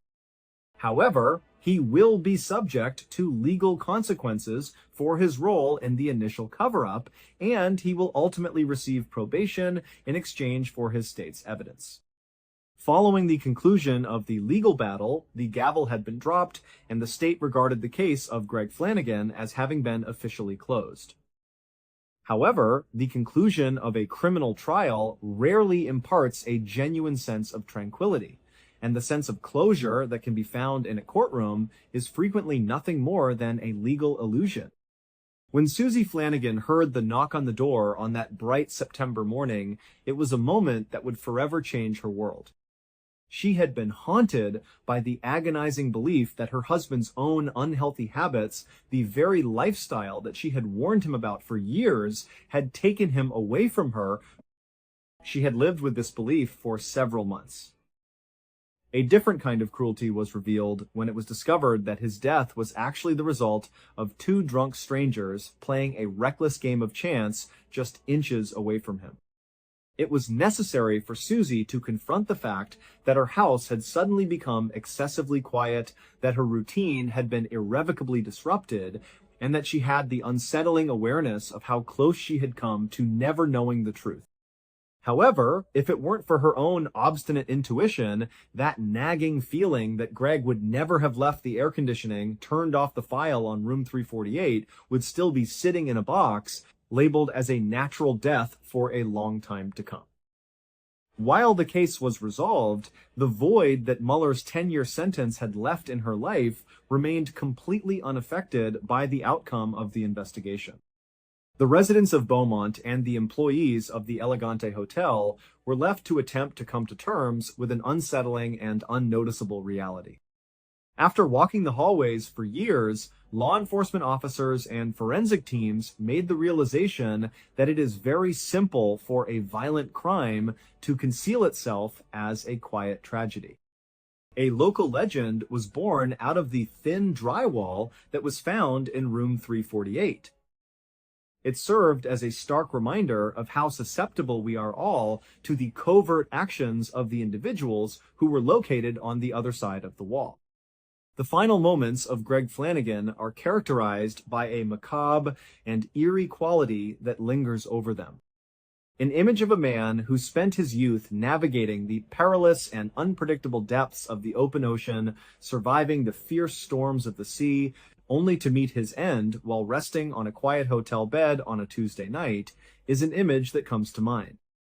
A man who, in his final moments of consciousness, did not even realize that he had been shot, is the subject of this particular detail. His perception was that he was merely going through the motions of a sudden and excruciating pain in a room that was becoming uncomfortably warm. He moved his cigarette to the other side of his body, stood up, and attempted to open a door that led to a corridor that was crowded with people who could save him. He passed away in complete seclusion, only 2 feet away from a place of safety, while his assailants stood on the opposite side of his wall, listening to the silence that surrounded him. There are times when the world moves in ways that are completely beyond our ability to control, and the structures that we construct in order to protect ourselves are much more fragile than they appear to be first glance. Neither a grand conspiracy nor a deep-seated hatred was the cause of Greg Flanagan's death. Rather, his life was taken. The reason for the conclusion of the situation was that a piece of metal penetrated a few inches of the paper and the CAO, transforming a peaceful evening spent watching television into a last-ditch effort to beat the clock. The spaces that we occupy, the rooms that we sleep in, and the people who live just a breath away from us are all things that cause you to wonder about. After tucking ourselves into bed, we turn off the lights and have faith that the walls will keep the outside world out of our space. On the other hand, as the tale of Room 348 demonstrates, there are times when the wall is nothing more than an illusion, and the things that haunt us do not always come knocking on the front door. On the evening of the 13th of January, 2002, a 42-year-old man named Ronald Huff walked through the door of his studio apartment in the city of Newark, Delaware. The air outside had been crisp and cool, but the moment he stepped inside, a wave of oppressive heat hit him. It was how he always kept it, blazing hot, a detail that seemed odd to anyone who visited, but for Ronald, it was normal. He'd just returned from a visit with his grandmother, a weekly ritual for him, but today was different. He felt deeply, profoundly sick. A strange weakness was creeping through his limbs, and a dizzy spell was making the room tilt slightly. Ronald worked at a local auto dealership. He was a quiet guy, a hard worker who mostly kept to himself. His coworkers knew him as reliable, if a bit of a loner. He didn't talk much about his personal life, and no one really pressed him on it. He'd come in, do his job, and go home. That was Ronald. So for him to feel sick enough to consider missing work was a big deal. He shrugged off his heavy coat, the one he wore even on milder days, and tossed it without looking onto a nearby object. It landed draped over one of the many handmade wooden cages that were scattered around his small living room, almost like pieces of furniture. There were cages of all sizes, some stacked, some sitting alone, creating a strange labyrinth in the cramped space. He dragged his feet across the floor, his body feeling heavier with each step, until he reached the kitchen counter where his landline phone sat. He picked up the receiver, the plastic cool against his clammy skin, and dialed the number for the dealership. When the office manager answered, her voice cheerful on the other end, Ronald's was weak and strained. He explained that he wouldn't be able to make it in the next day. He was feeling really unwell, he told her, not offering any more details. He hung up the phone and leaned heavily against the counter, closing his eyes for a moment, trying to fight off the lightheadedness that was washing over him. The heat in the apartment suddenly felt suffocating. Then a sound from behind him cut through his dizzy haze. It was a low, guttural hiss. It was a familiar sound, one he heard a dozen times a day, and it was a sound that meant someone was hungry. Without even thinking, Ronald turned and walked over to his refrigerator. Instinctively, he reached out with his right hand to grab the handle and pull the door open. But the second his fingers wrapped around the handle and he applied pressure, a sharp, shooting pain jolted up his arm. He winced, pulling his hand back. He'd forgotten. His right hand was wrapped in thick, white bandages, covering a nasty injury he'd gotten a week earlier. Grimacing from the pain, he switched hands, using his left to open the heavy fridge door. The cool air that spilled out was a momentary relief from the stifling heat of the room. After grabbing what he needed, he shut the fridge and walked back over to the kitchen counter. Next to the phone was a large glass jar. He unscrewed the lid and plunged his hand inside, pulling out a whole fistful of live cockroaches. They were huge, each one about 2 inches long, their legs and antennae wriggling frantically against his palm. He walked a few steps away from the counter and simply opened his hand, letting the cockroaches drop to the floor. They hit the linoleum with a series of soft clicks and scattered in every direction, disappearing into the shadows under the cages and furniture. That was one chore done. With the feeding finished, Ronald decided he just needed to lie down. The sickness was getting worse. The dizziness was back with a vengeance. As he started to walk across the kitchen, heading towards his bedroom, the world suddenly began to spin violently. The floor seemed to drop out from under him, and he could barely keep his balance. He felt a wave of nausea and weakness so profound that his legs started to buckle. He tried to keep moving to just make it to his bed, but his body wouldn't cooperate. He stumbled, then stumbled again, his steps clumsy and uncoordinated. He lurched sideways, throwing his arms out blindly to try and catch himself. His outstretched arm hit something solid, and his fingers found the edge of his apartment door. He grabbed onto the doorknob, his knuckles white, trying to steady himself and stay on his feet, but it was no use. The strength was just gone from his body. He turned, pressing his back hard against the solid wood of the door, hoping it would hold him up. But he was so woozy, so incredibly weak, that his legs finally gave out. He slid down the length of the door, a slow, uncontrolled slump to the ground.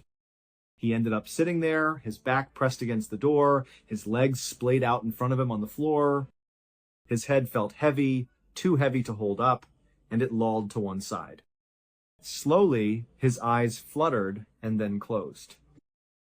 As Ronald Huff lost consciousness, the last things he heard were the familiar sounds of his apartment.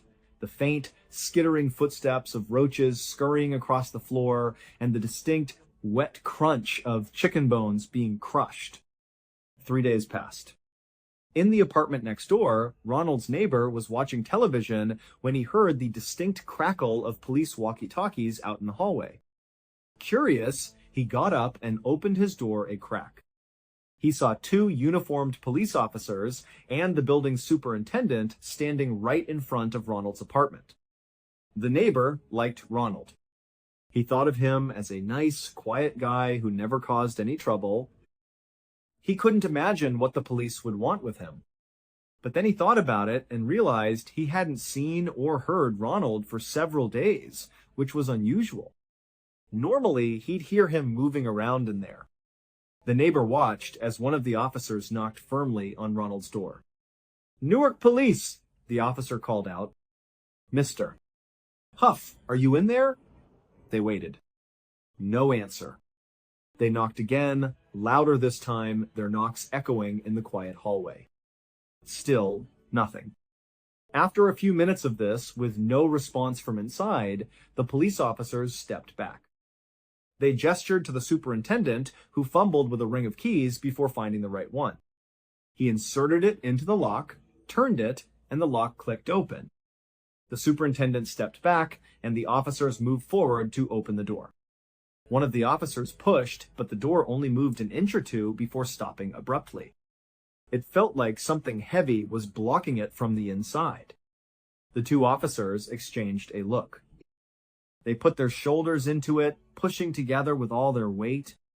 The door groaned and scraped against whatever was on the other side, finally opening just enough for them to squeeze their heads through the gap.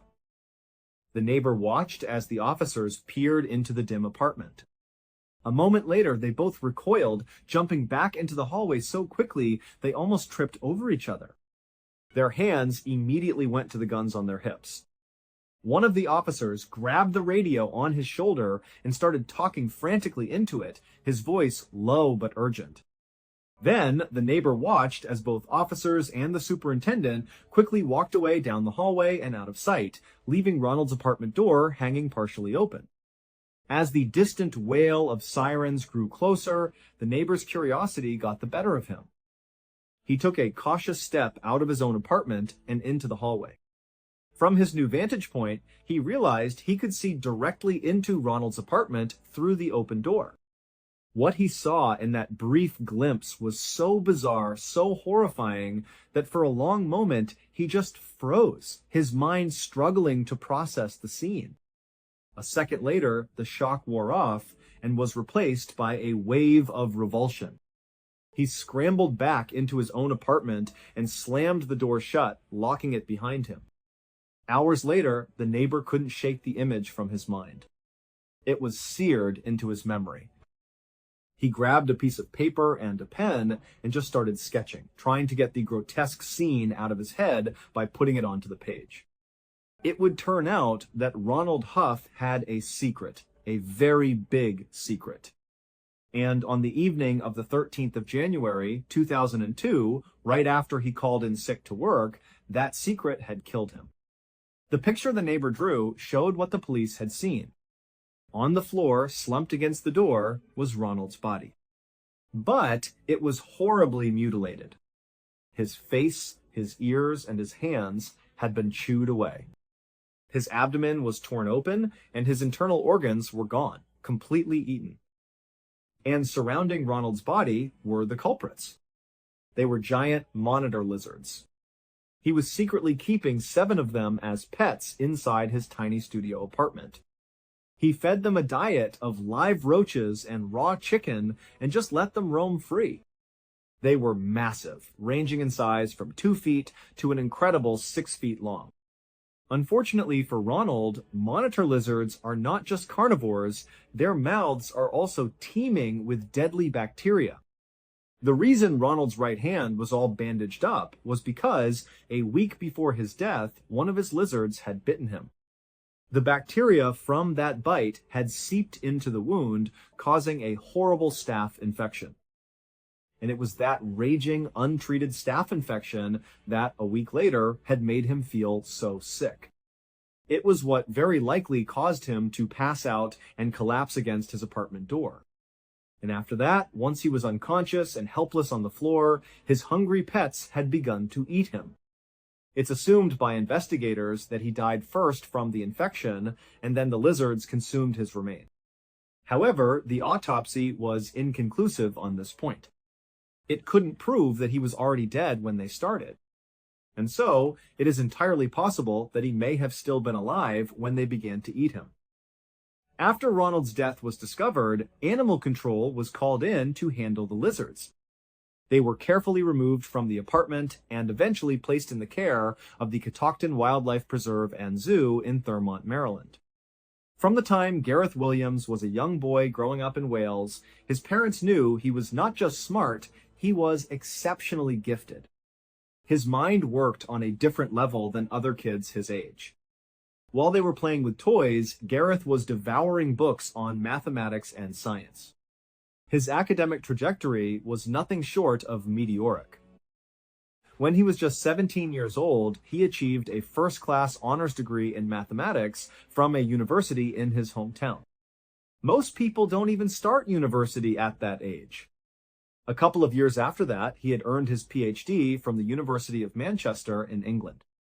From there, he was accepted into a prestigious postgraduate course at Cambridge, one of the most famous universities in the world. It seemed he was destined for a quiet, brilliant career in academia. But he would never finish that degree at Cambridge. His incredible achievements and his rare talent for complex problem-solving had not gone unnoticed. Britain's intelligence agencies, always on the lookout for the brightest minds, had put him on their radar. They began the careful and quiet process of recruiting him. In 2001, when Gareth was 23, Britain's Government Communications Headquarters, more commonly known as GCHQ, made him an offer. GCHQ is one of Britain's 3 main intelligence agencies, focusing on signals, intelligence, and information assurance. They offered him a job as a codebreaker. For Gareth, who loved puzzles and complex systems, it was a dream job. He eagerly accepted, dropped out of his course at Cambridge, and moved into a modest apartment in Cheltenham. Cheltenham is a resort town about 88 miles away from London, and it's where GCHQ is headquartered. For the next 10 years, Gareth would live and work there, dedicating his genius to protecting his country's secrets. Despite being an intensely private and shy person, Gareth thrived at GCHQ. He was a highly valued member of his team. His genius in mathematics and his understanding of technology helped his group solve some of the most difficult cryptographic challenges they faced, earning them a number of Britain's highest awards for international code-breaking. He was brilliant, and his colleagues respected him for it. Then, in 2009, his work caught the attention of another, more famous intelligence agency. The Secret Intelligence Service, also known as MI6, was so impressed with Gareth's record that they offered him a job. This wasn't just another desk job. MI6 wanted to place him on a 3-year secondment. It was a rare chance for Gareth to go operational, to become a spy in the way most people think of them from movies. He would effectively become was a real-life James Bond. The opportunity was too exciting to pass up, so he jumped at the chance. But shortly after taking the job and moving into a new agency-paid apartment in London, he began to regret his decision. The culture at MI6 was a world away from the quiet academic atmosphere of GCHQ. He hated the intense, cutthroat competitiveness among the agents. He disliked the flashy culture of expensive cars and extravagant lifestyles that many of them embraced. He especially disliked the constant pressure to go out drinking and partying with coworkers every weekend. It was all part of the work hard, play hard ethos, but it wasn't who Gareth was. All he wanted to do was his job, to focus on the puzzles and the problems, and then be left alone in his private life. At GCHQ, that was perfectly acceptable. Nobody cared if he was an introvert. But at MI6, his quiet and reserved nature made him an outsider.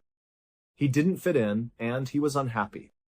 He missed Cheltenham and his old job. He had already told his bosses he wanted to end his secondment early and return to GCHQ. Before he was scheduled to leave MI6, he took his annual 2-week vacation. But when that vacation was over, he didn't show up for work at his office in London. And for some reason, for an entire week, nobody at MI6, one of the most sophisticated spy agencies in the world, checked in on him to see where he was. It wasn't until his sister, Sari, became worried after not being able to reach him for several days that anybody started looking into his disappearance. She called the police and reported him missing. On the 23rd of August 2010, a uniformed officer was dispatched to Gareth's apartment in the Pimlico neighborhood of London to conduct a welfare check. The officer knocked on the door several times, calling out Gareth's name, but there was no answer. Following procedure, the officer located the landlord, got the key to the apartment, and let himself inside. He called out for Gareth as he entered. The first floor of the apartment was tidy, but there was no sign of him. The officer proceeded up the stairs to the second floor, still calling out Gareth's name with each step. The second floor was also empty, but there was one closed door at the end of the hallway. It was the door to the bathroom. What the officer found on the other side of that door would trigger a media firestorm and spark conspiracy theories that would make international headlines for weeks. When he opened the door, he stepped into a small, clean bathroom. Everything seemed normal except for what was in the bathtub. Sitting in the middle of the tub was a large red North Face duffel bag. And inside of that duffel bag was the badly decomposed body of Gareth Williams. The zipper of the bag was padlocked shut from the outside. The key to that padlock was found later underneath Gareth's body inside the bag.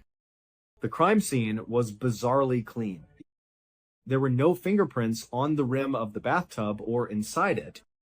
There were no fingerprints on the bag itself, not on the fabric, not on the two zippers, and not on the padlock or the key.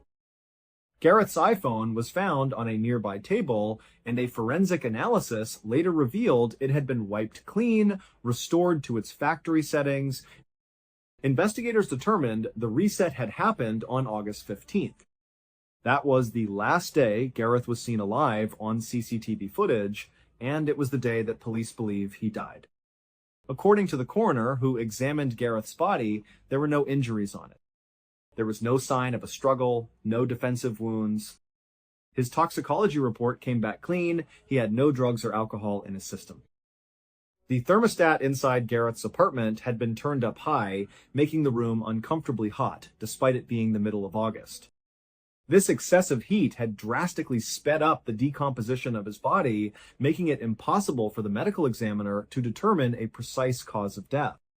Despite a lengthy and high-profile investigation by Scotland Yard, there has never been a conclusive determination as to what exactly happened to Gareth Williams, although there are many theories. Some believe the Russian mafia killed him.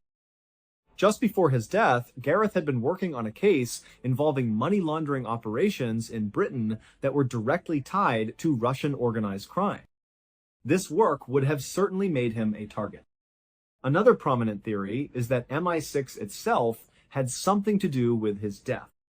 This theory is supported by their strange lack of action when he failed to show up for work. Why did a top-secret agency not immediately check on their missing agent? In fact, one former MI6 agent has since come out publicly to say he believes there was a cover-up.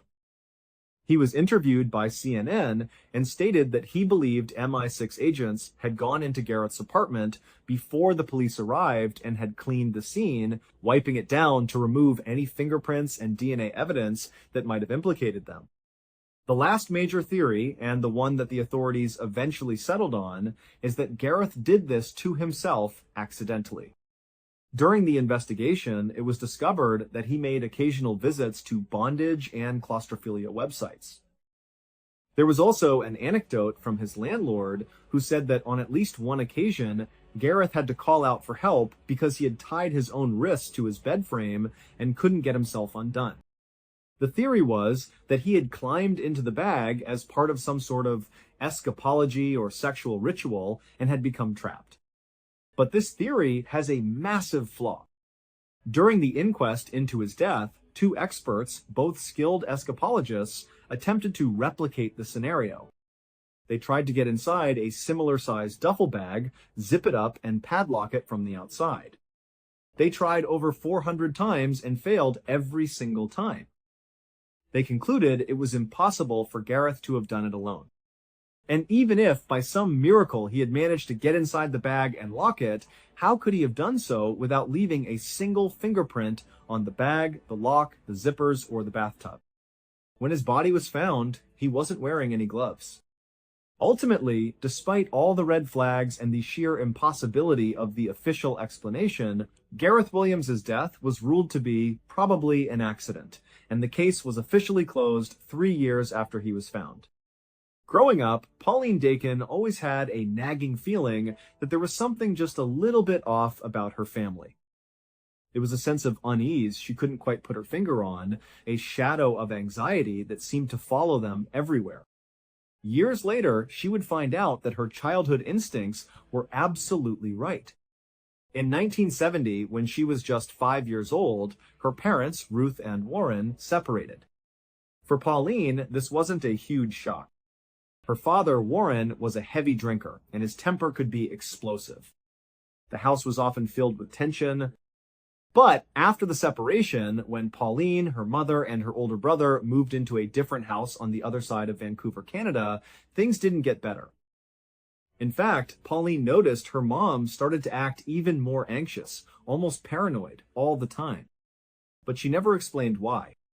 When Pauline was 9, her mother gathered her and her brother in the living room and announced they were going on a surprise vacation to Winnipeg, a city over 1,000 miles away. They packed up the van, hopped in, and started the long drive across the country. When they finally arrived, they pulled up to a small house, their supposed vacation home. But once they were inside, Ruth sat her children down and informed them that this was not a vacation. This was their new home. They were never going back to Vancouver. Pauline and her brother were devastated. "Why?" they asked. "Dad is still back in Vancouver." "We want to see Dad." But their mother's face was grim. She just said, "I'm sorry, kids. This is just the way it has to be. When you're old enough, I promise I will explain everything." Confused, sad, and missing their father, Pauline and her brother had no choice but to start a new life in Winnipeg. Over the next 4 years, Pauline never saw her father and eventually lost touch with him. She slowly started to adjust to her new life, making a couple of close friends at her new school. She was just beginning to feel like Winnipeg was home.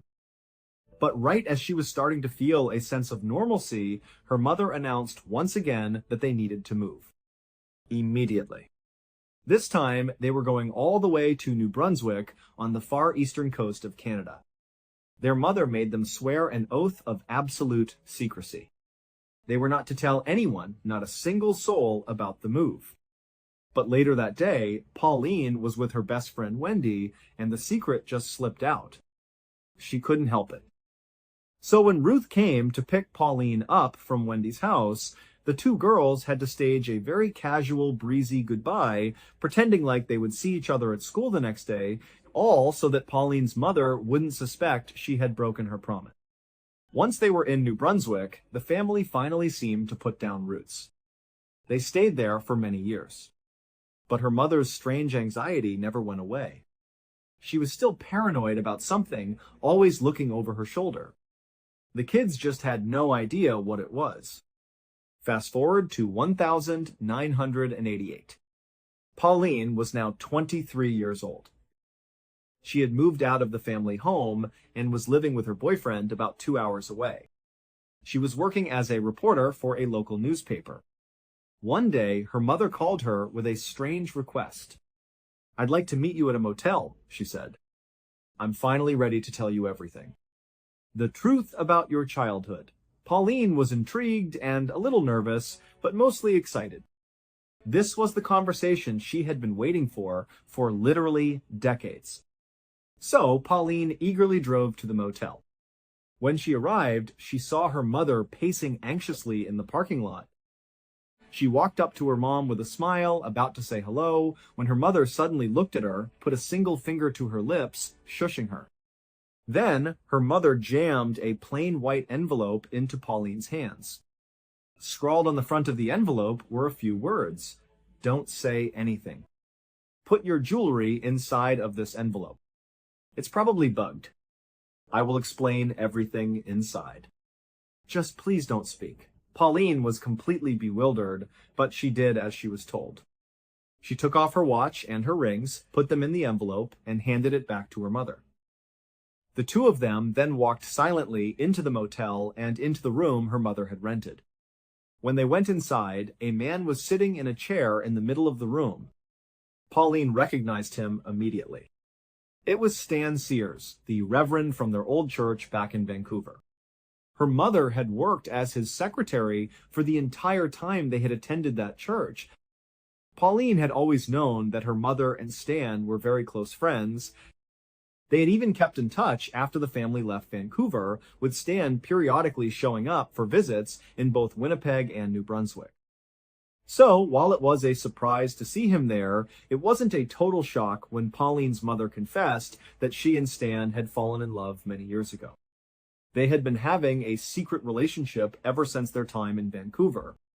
But that revelation was nothing compared to what Pauline heard next. Her mother, with Stan nodding gravely beside her, explained the real reason they had to move so many times during her childhood. It was because her father, Warren, wasn't just a violent alcoholic. He was a mobster, a key member of an organized crime syndicate in Vancouver. Right after she and Warren separated, her mother found out that the mob had put a hit out on her. They believed that since her husband could no longer control her, she was a liability who knew too much. Stan then explained that he also had a hit on his head. The mob knew about his relationship with Ruth. On top of that, Stan had been providing pastoral counseling to a man in his congregation who, it turned out, was also a mobster. The mob believed this man had confessed critical secrets to Stan, making him an even bigger liability.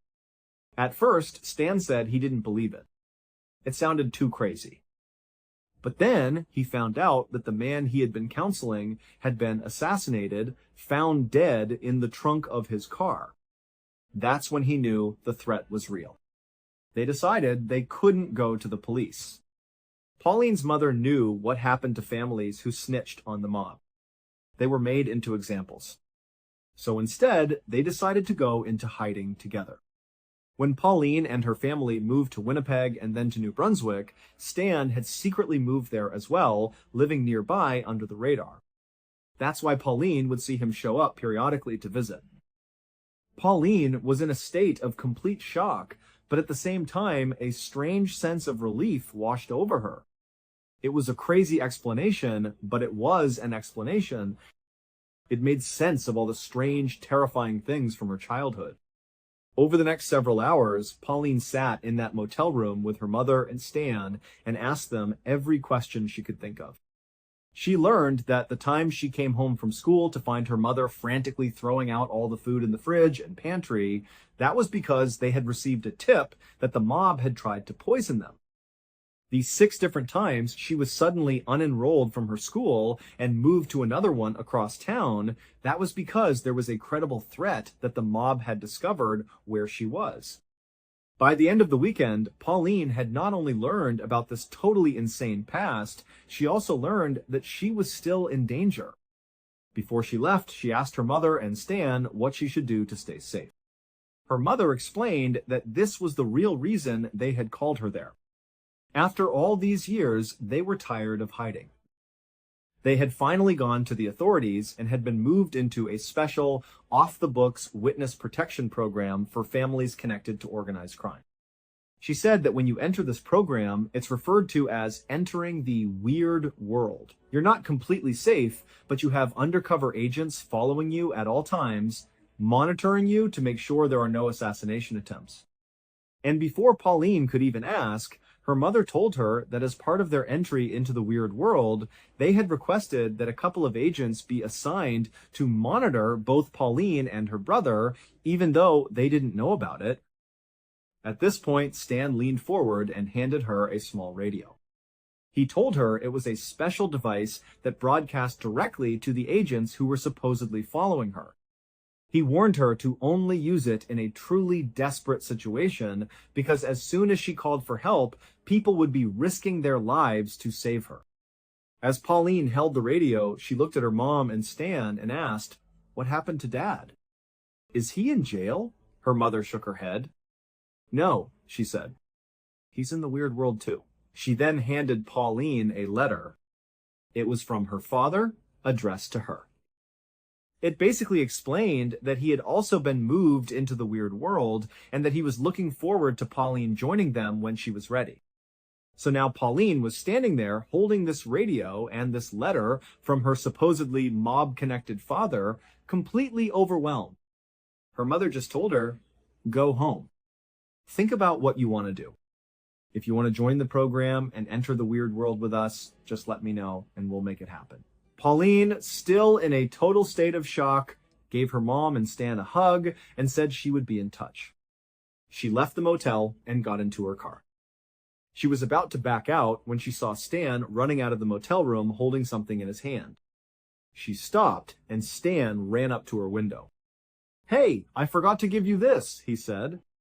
He held up a round, flat piece of metal. He told her it was a magnetized GPS transponder. She should stick it somewhere out of sight underneath her car. He explained that it constantly transmitted her location to the agents following her, so it would be easier for them to find her if she was in trouble. Pauline thanked him, took the device, and placed it under her car. Stan went back into the motel. Pauline drove home with the intention of just taking a few days to process this insane information. Her plan was to think it over before committing to joining this weird world, but after only a couple of days, her paranoia was through the roof. Every shadow seemed like a threat. Every car behind her seemed to be following her. She dumped her boyfriend, quit her job, and moved out of her house into a new, secret apartment. She called her mother and said, "I can't take it anymore. I feel totally unsafe. I want to join the weird world." Her mother began delighted. They told her it was a complicated process, but they would get it started. During this waiting period, Pauline met a new man named Kevin, who would eventually become her husband. As she talked to him about her situation, sharing the wild story, she started to have doubts. The more she said it out loud, the less real it sounded. She decided she needed to know for sure. She had to set up a sting operation on her own mother. So, Pauline called her mother, her voice filled with fake panic. "Mom! Oh my goodness, someone just broke into my apartment. I think it was the mob. I don't know what to do. Should I call the police?" Her mother immediately responded, "No. Whatever you do, don't call the police. I'm going to get in touch with Stan and see what his contacts say." A few minutes later, her mother called back, her voice calm. "Okay, honey, I spoke to Stan. He spoke to the undercover agents who are parked outside your house. They said, yes, 2 men from the mafia did break into your house. But don't worry. The agents went in and grabbed them. They're in custody now. You're safe. And in that moment, Pauline's world shattered for a second time. She told her mom, "Mom, I made that up. No one's been in my apartment. I've been here all day. I lied to you." It was then that Pauline finally understood. Her mother and Stan had been living a complete lie since she was 5 years old. There was no mafia. Her father was not a mobster. It was all a fantasy. It would turn out that Stan was suffering from a rare psychiatric condition called delusional disorder, where an otherwise high-functioning person has one specific, unshakable delusion. His delusion was that the mafia was after him. And over the years of their close relationship, he had passed that delusion on to Pauline's mother through a phenomenon called folie à deux, or shared delusional disorder, where a dominant personality can transfer a delusion to a more subordinate one. After confronting both her mother and Stan, neither of them ever admitted it was a lie. They couldn't. They truly believed it. To their dying day, they believed the mafia was after them. Their biggest concern after Pauline exposed the lie was not that they had been caught, but that Pauline was now in grave danger because she was no longer taking precautions. They were terrified she would be assassinated by the mafia. Pauline never got an apology or a real conversation about the damage this decades-long lie had caused, but she ultimately found a way to make peace with her bizarre past.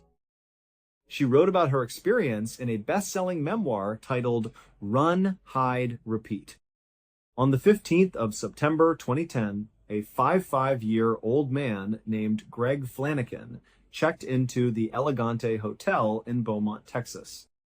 It was a Monday, the start of his work week. As a young man, Greg had lived a life of adventure, working as a chief engineer on massive ocean-going vessels, spending months at a time out at sea. But in his middle age, he had reinvented himself as a landman. It was his job to travel around and secure leases for mineral rights and land for drilling operations.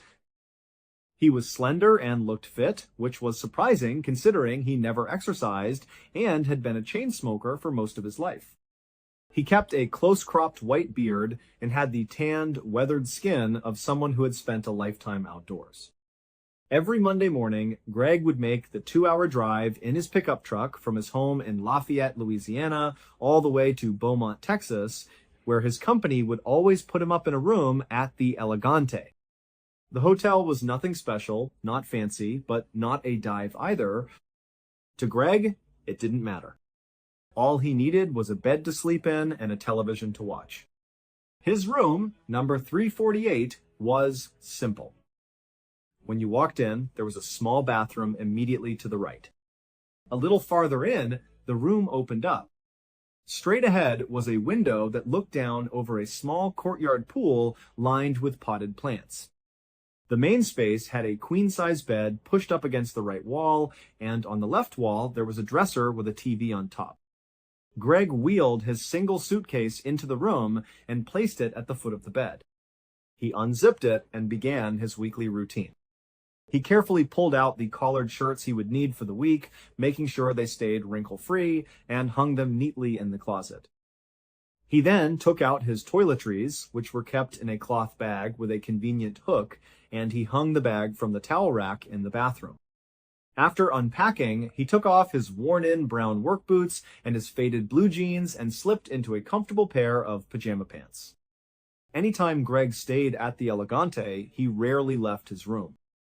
There was a bar downstairs in the hotel lobby, but Greg wasn't much of a drinker or a socializer. He much preferred to have quiet nights by himself, just relaxing and watching TV. So, that night, Greg walked over to the wall unit and cranked the air conditioning up as high as it would go.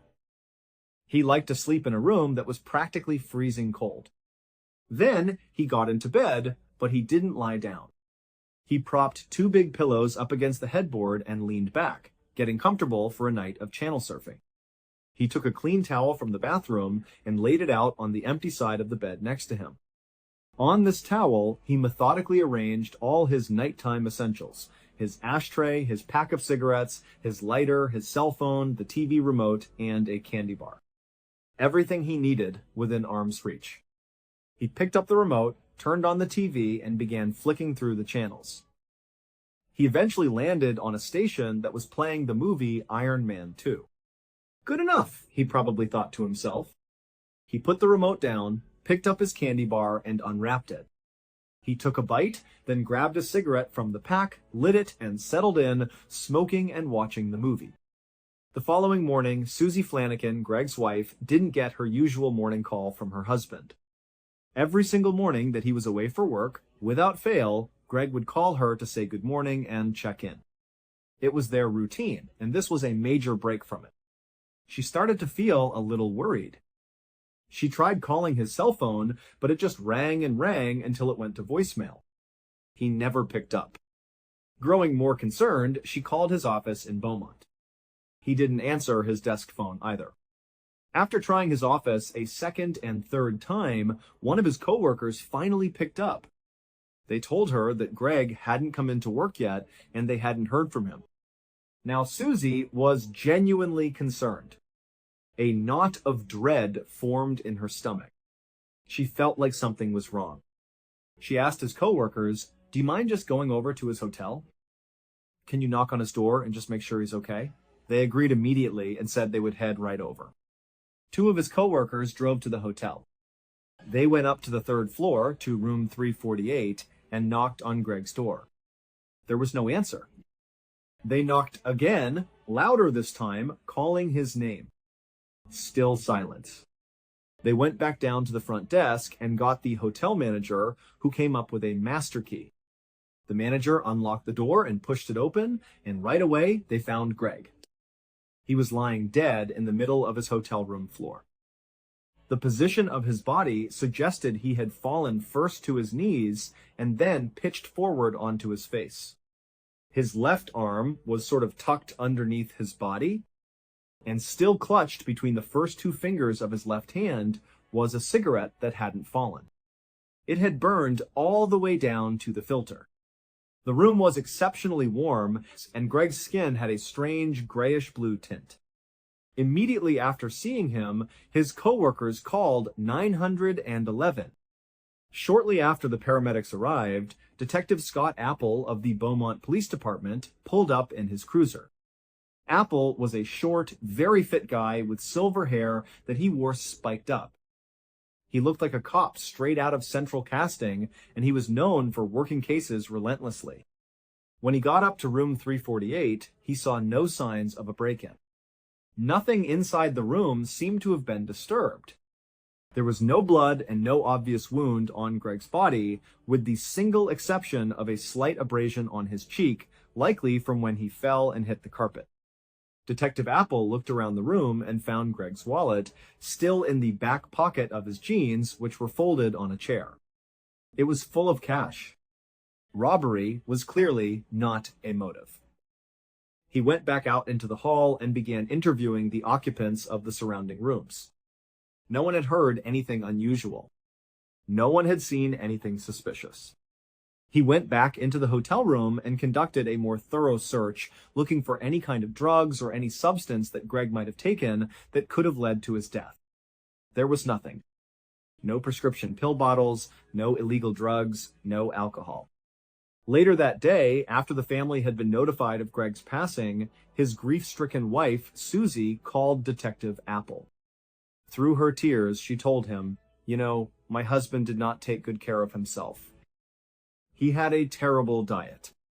He's been smoking like a chimney since he was a teenager, and he never went to see a doctor. I always told him if he wasn't careful, something like this was going to happen. I always worried that he might have a heart attack or something." At this point, everyone involved was thinking the same thing. Greg's family thought he had died of natural causes, and Detective Apple agreed. Based on everything he had seen at the scene, there was absolutely no evidence of foul play. It just looked like a tragic case of a man whose unhealthy lifestyle had finally caught up with him. Greg's body was sent to the Jefferson County morgue to be examined by Dr. Tommy Brown, who was the local medical examiner. He was a veteran pathologist who had seen just about everything. Dr. Brown had read the preliminary report, which suggested Greg had likely died of a massive heart attack. When Greg's body was wheeled in, there was nothing on initial visual inspection that contradicted that theory. The only two marks Dr. Brown noted on the outside of Greg's body were the small abrasion on his face from the fall and another very small, almost insignificant abrasion on his crotch. Beyond that, his body was completely unblemished. There were no bruises, no cuts, no signs of a struggle. But when Dr. Brown began the internal examination, the case took a shocking turn. It looked like someone had literally crushed Greg's insides. His entire torso was filled with blood. Food from his intestines had been ripped out and was loose inside his abdominal cavity. He had multiple broken ribs, several of his internal organs were lacerated, and there was a small, neat hole in his heart. Dr. Brown was completely baffled. The severity of Greg's internal injuries was more consistent with someone who had been in a severe car crash or had a multi-ton object fall on them. But Greg didn't have any of the corresponding external injuries that would support those scenarios. And he was found in the middle of a locked hotel room where nothing was disturbed and no one had seen or heard a thing. Dr. Brown concluded his report stating, "Look, I don't have all the answers here, but this was not a natural death. This is a homicide. My best guess is he was beaten to death. I know it doesn't quite make sense because there are no external injuries, but he suffered some kind of significant blunt force trauma from another person, and that is what killed him." When Detective Apple received this report from the medical examiner, he was just as confused as Dr. Brown was. But now he had a murder on his hands. His focus shifted immediately. If Greg was murdered, who would want to kill him? He started digging into Greg's background, interviewing friends, family, and coworkers. He found that Greg was universally liked. He was known for being incredibly courteous and polite. He was a quiet man who kept to himself. He was deeply in love with his wife, and she loved him back. There was no evidence of any secret life, no gambling debts, no affairs, no scandals in his past. He was just a genuinely nice, normal guy.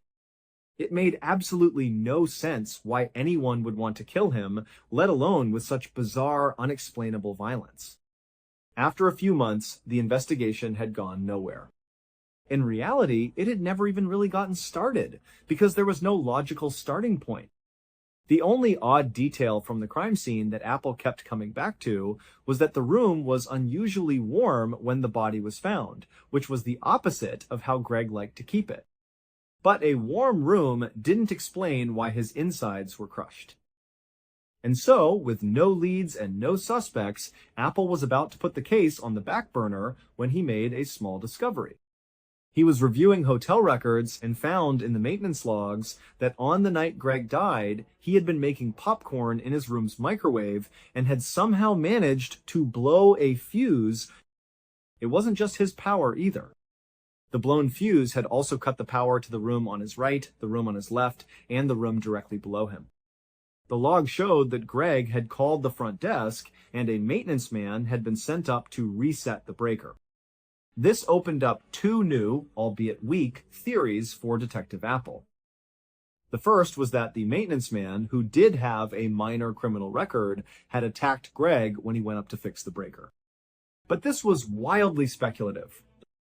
There was no evidence and no motive, so it was quickly ruled out. The second theory involved Greg's neighbors in room 349. They were two electricians who were in town for a job. They were known to be heavy drinkers and partiers. Apple theorized that maybe when Greg accidentally cut the power to their room, they got angry. Maybe they went out into the hall, saw Greg, and figured out he was to blame. And then, in a drunken rage, they attacked him, killing him. It was a stretch, but it was the closest thing to a potential motive Apple had found. So Detective Apple put on a hidden camera and went to interview the two electricians again. When he spoke to them, they were very forthcoming. They seemed honest and were appropriately curious and concerned about what had happened to Greg. They told Apple, "Look, we had no interaction with him at all. We did hear him coughing next door when we came back from the bar that night, but honestly, that's it. The electricians voluntarily offered up their cell phone numbers and email addresses, telling the detective that if he needed anything at all, they would be happy to help." Apple left the interview feeling they were telling the truth. At this point, Detective Apple was back at square one. The one promising lead he had, the maintenance log, had turned out to be a total dead end. With no other avenues to explore, the case went cold. 7 months after Greg's death, with absolutely no progress made, Susie decided she couldn't just let it go. She wanted to hire a private investigator. A friend suggested she call Ken Brennan, a famous private detective who was known for solving a lot of very complex, seemingly unsolvable cases. On a whim, Susie looked up his number and called, not really expecting to get through to him. But to her surprise, he picked up the phone himself. She told him the whole confusing story of what had happened to her husband, and Ken said he was intrigued. He would take the case. Ken was a former Long Island cop and a retired DEA special agent. He spoke with a thick New York accent and wore t-shirts that were just a little too tight, showing off his muscles, often paired with a big, gaudy gold chain. He looked more like a character from a mob movie than a detective. As soon as he agreed to take the case, he flew to Lafayette, Louisiana to meet Susie. He sat down with her and asked a lot of tough questions about her marriage, about whether Greg might have been cheating, if he had any kind of secret life she didn't know about. After he was satisfied that those were all dead ends, he asked her, "Can you tell me anything about the crime scene that stood out to you? Anything that seemed off?" Susie thought for a moment and said, "Yes. Greg always kept the air conditioning on freezing cold at night. So I thought it was really strange that when his coworkers found him, the AC was off and the room was hot. That is so unlike Greg." Ken made a note of this. Then he flew to Beaumont to meet with Detective Apple. The two men, despite their different styles, actually got along very well. Apple, feeling like he had hit a wall anyway, agreed to work with Ken on the case. He took Ken to the hotel, showed him room 348, and then turned over his entire case file. The autopsy report, the crime scene photos, all of his notes. That night, Ken went through every single document, every photograph. The next day, he walked into Apple's office and said, "I think I figured it out." Apple was skeptical. "Really? You figured it out in one day?" Ken insisted. "No, seriously. I have to confirm one thing with his wife, but I have a theory." Right there in front of Apple, Ken called Susie. When she answered, Ken asked her a simple question. "Hey, did your husband ever smoke with his left hand, or did he always use his right hand?" Susie replied without hesitation, "Oh no, he only ever smoked with his right hand." Ken said, "Thank you very much," hung up the phone and turned to Apple. "I got it," he said. Apple leaned forward, listening intently. Ken laid out his theory. "Okay, so Susie told me it was very strange that the room wasn't cold. We know from the maintenance log that the power went out and was restored at 8:30 p.m. When the power came back on, the TV would have come back on, but the air conditioning unit would not have automatically restarted. The room would have still been cold from being air conditioned all evening, so Greg probably wouldn't have noticed right away that the AC was off. He just went back to watching TV. But this is Beaumont in the summer. That room would have gotten hot really quickly. He would have noticed within about 30 minutes and gotten up to turn the AC back on. Since the AC was off when he was found, he must have died after the power came back on at 8:30, but before the room got warm enough for him to notice. That puts his time of death somewhere between 8:30 and 9 p.m. Apple was impressed. "That's pretty good," he said, "but it doesn't tell us how he died or who killed him." Ken held up a hand. "I'm building the picture," he said. Next, the cigarette. It was found in his left hand, but his wife confirmed he was a right-handed smoker. So what I think happened is he's sitting on the bed, smoking with his right hand. Then something catastrophic happens to him. He jumps off the bed and starts heading for the door to get help. He transfers the lit cigarette from his right hand to his left hand so he can use his dominant right hand to open the doorknob. But he doesn't make it. He collapses and dies, the cigarette still in his left hand. Apple nodded. It makes a lot of sense. But what was the catastrophic event? Ken smiled. I have a theory on that too. But I need to go back to the hotel room. So Apple and Ken went back to room 348. Ken walked inside and started examining everything, looking at the ceiling, the floor, the walls. Finally, he stopped, looking at the wall by the entryway. He pointed to a spot on the wall. There, he said. Apple looked. It looked like a small spackled patch on the wall, right around where the doorknob would hit if the door swung open too hard. That's just from the doorknob, Apple said. Ken shook his head. He took the door and swung it open all the way until the doorknob pressed against the wall. The point of impact was several inches to the right of the patch. The patch was not from the doorknob. Before Apple could ask what he was thinking, Ken was already on the move. He went next door, to room 349, the electrician's room. They went inside, and Ken started running his hands all over the shared wall, feeling for any imperfections. Eventually, he stopped. He looked up at Apple, then took his index finger and pushed on one specific spot on the wall. As Apple watched, Ken's finger went right through. He had pushed out a small plug of dried toothpaste that had been used to conceal a tiny hole in the wall. Apple immediately called in a crime scene unit. They carefully excavated both sides of the wall and then shined a laser from the hole in room 349 into Greg's room. The trajectory of the laser beam lined up perfectly with where Greg would have been sitting up in bed watching TV. Ken and Apple went back to the medical examiner, Dr. Brown, and told him, "Look, you missed something." Greg was shot. Greg's body had already been cremated, but they still had the detailed autopsy photos. They looked at them again, and sure enough, that tiny, insignificant abrasion on his crotch was actually a small caliber bullet entrance wound. And the hole Dr. Brown had found in Greg's heart was perfectly aligned with the bullet's trajectory. Dr. Brown realized his mistake and amended the autopsy report to reflect death by a gunshot wound. With this new, undeniable evidence, Ken and Detective Apple brought in Lance, one of the electricians from room 349, for another interview.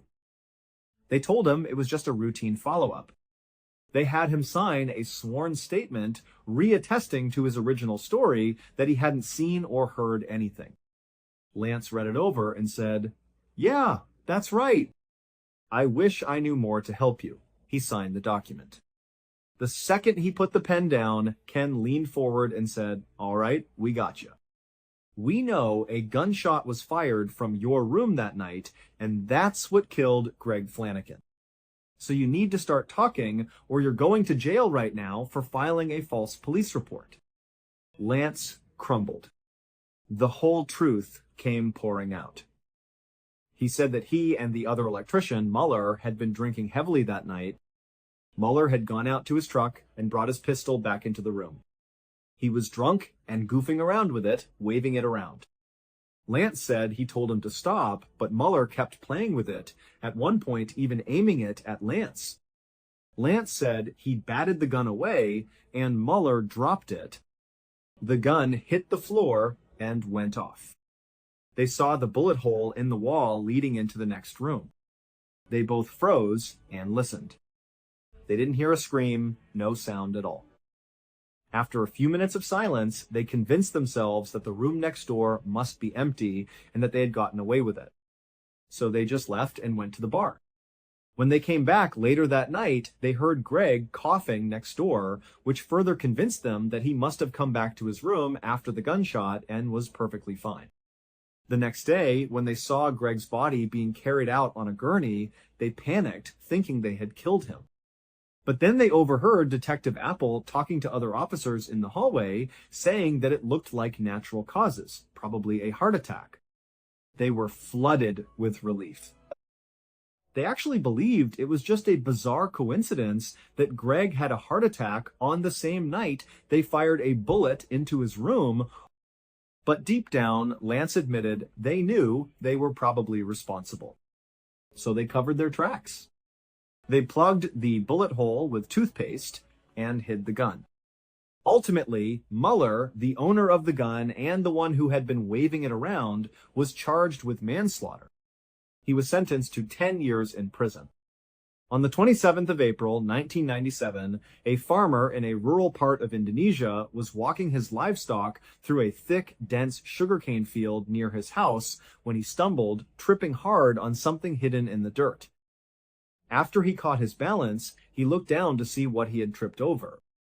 It was a strange mound of freshly turned earth that seemed completely out of place in the otherwise flat field.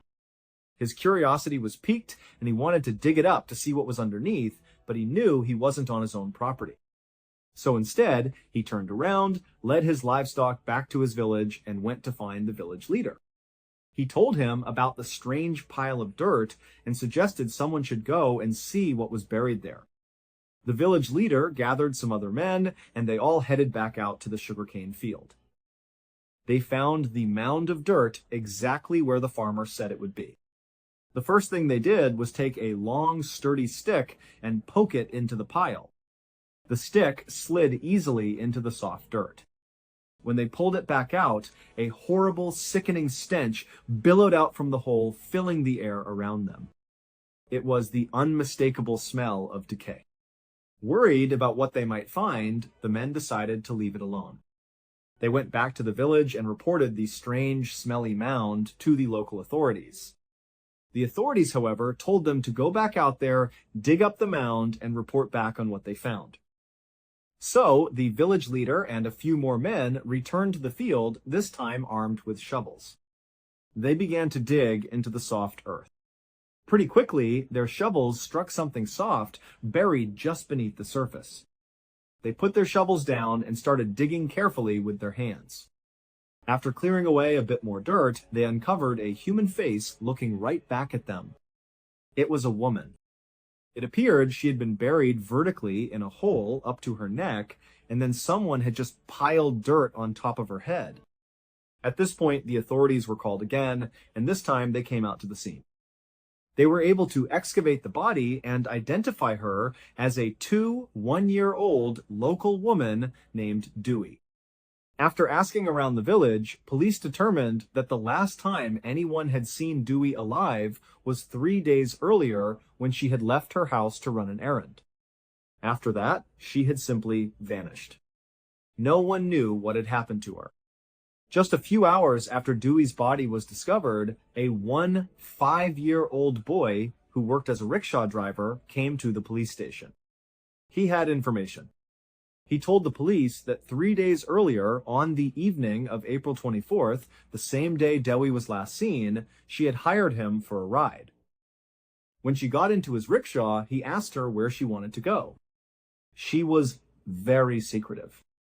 She told him she didn't want to tell him her specific destination. Instead, she just told him to drive in a particular direction, and she would give him more instructions as they got closer. This really intrigued the young driver. After he had been driving for a while, he turned to her again and pressed her for more information. "This is very strange," he said. "Can you please tell me where we are going?" Finally, Dewey relented. She leaned forward and whispered that she was going to see the shaman. In that culture, a shaman is someone who is believed to use magic to cure the sick and solve people's problems. The driver thought it was a bit odd that she was going to see the shaman in the middle of the night and being so secretive about it, but he didn't think too much of it after he dropped her off. That is, until he heard that she had been found dead.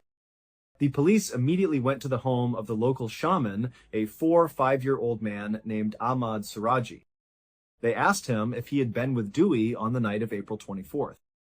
At first, Siraji denied it completely. He said he hadn't seen her and had no idea what happened to her. But after the police got a warrant and searched his house, they found some of Dewey's personal belongings hidden inside. Confronted with this evidence, Siraji's story changed.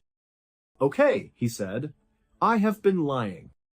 I have a confession to make." And then, in a chillingly nonchalant tone, he told the police that not only had he killed Dewey, but he had also killed dozens of other women in the exact same way, and he had buried all of them in that same sugarcane field. The police, stunned by this confession, went back out to the field and began a systematic search. They found dozens of mounds of dirt, just like the one Dewey was found in, scattered all over the property. Underneath each one, they found the body of a woman buried up to her neck. After the excavation was complete, the police believed they had found the bodies of 42 different women. But in truth, that was just a guess. They believed there could be even more. During his trial, Ahmad Siraji explained in detail why he did what he did. He said that back in 1986, 11 years earlier, he had a vivid dream. In the dream, his deceased father came to him and gave him a set of instructions. His father told him that if he drank the saliva of 70 women, he would become a powerful and immortal healer. When Siraji woke up, he didn't dismiss it as just a strange dream. He believed he had received a genuine spiritual command from his father's spirit. He decided he would do as he was told. But his father hadn't explained how he was supposed to get the saliva from these 70 women. After thinking about it for a few days, Siraji decided that the most efficient way to complete his task would be to kill the women and then forcibly take their saliva. To find his victims, Siraji began spreading a rumor throughout his village that he was a shaman with supernatural powers. He claimed he could grant women everlasting beauty and make them rich. And in his community, many people believed him. As the rumor spread to surrounding areas, women began to come to him requesting his services. He would tell them to come back to his house late at night when it was completely dark and to not tell anyone where they were going. When a woman arrived, she would come inside his house and pay him a fee, which was roughly equivalent to $300. Then he would tell her that he needed to perform a special ritual to grant her beauty and riches. He would lead the woman out of his house through a nearby cemetery and into the dark sugarcane field. They would walk for a while until Siraji stopped them in a secluded spot. He would then hand the woman a shovel and tell her to dig a hole in the ground, assuring her that this was a necessary part of the ritual. So he would stand there and watch as she dug a hole until it was about waist deep. Then he would tell her to get into the hole and put her hands down by her sides. If she seemed nervous, he would calmly reassure her that this was all part of the process, that many other women had done it before, and that it was perfectly safe. Once she was in the hole with her hands at her sides, Siraji would take the shovel and begin to fill the hole back in with dirt, packing it tightly around her until she was completely immobilized from the waist down. At this point, with the woman trapped and helpless, Siraji would pull out a length of electrical cable. He would wrap it around her neck and strangle her to death. Once she was dead, he would drink her saliva. Then he would dig the hole a little bit deeper, put the body back inside, and bury her completely, making sure that her head was oriented so that her face was looking towards his house. He believed that having the spirits of these women constantly looking at him gave him more power. He said that in Dewey's case, when she first came to his house and paid the fee, she got scared. She was worried about going out into the dark field to do the ritual. So Siraji told her to wait. He went into another room where his 3 wives were and told one of them, "Hey, I'm gonna go kill this girl and I need your help. I need you to go calm her down." His wife, who he claimed had no idea her husband was a serial killer, immediately went along with it. She went into the other room and assured Dewey that everything was totally fine, that they had done this ritual many times before, and that it was perfectly safe. She even offered to come along with them. At this, Dewey felt much more calm and agreed to go. The trio left the house, walked through the cemetery, and out to the field. Only 2 of them came back. Ahmad Siraji was executed in 2008 by a firing squad. His wife, who acted as his accomplice, was sentenced to life in prison. On the 20th of July 1968, a small fishing boat named El Fausto left its port on La Palma, one of Spain's Canary Islands, and set off for El Hierro, another island about 50 miles to the south. On board were 3 very experienced sailors, the brothers Ramon and Eliberto Hernandez, and their cousin Miguel Acosta. Their trip to El Hierro was smooth and uneventful. It took them about 7 hours. They arrived at the port in the early evening and unloaded their cargo, which was actually a shipment of explosives used for agricultural purposes. After the cargo was unloaded, the 3 of them went into town to get some food and relax for a bit before heading back to the dock to prepare for their return journey. Later that evening, as the 3 men were on their boat, stowing their gear and getting ready to depart, they saw a man running down the dock, waving his arms frantically to get their attention. They stopped what they were doing and called out to him, asking what he needed. The man, out of breath, introduced himself as Julio Garcia. He was clearly very upset and was talking so quickly that they had to ask him to slow down. He explained that his wife had called him earlier that day from their home on La Palma. Their 2-year-old daughter was very sick, and he needed to get home immediately. He had rushed to the port to catch the last ferry back to La Palma, the same island the 3 fishermen were from, but he had missed it. The next ferry wasn't scheduled for another 2 days. So Julio had been running up and down the dock, desperately trying to find anyone with a boat who might be willing to take him to La Palma. He was prepared to pay whatever it cost. Of course, the crew of El Fausto immediately told him not to worry. They were heading to La Palma anyway, as it was their home port, and they would be happy to give him a ride. They told him he didn't need to pay them anything. Relieved, Julio thanked them profusely and began helping them load the rest of their supplies onto the boat.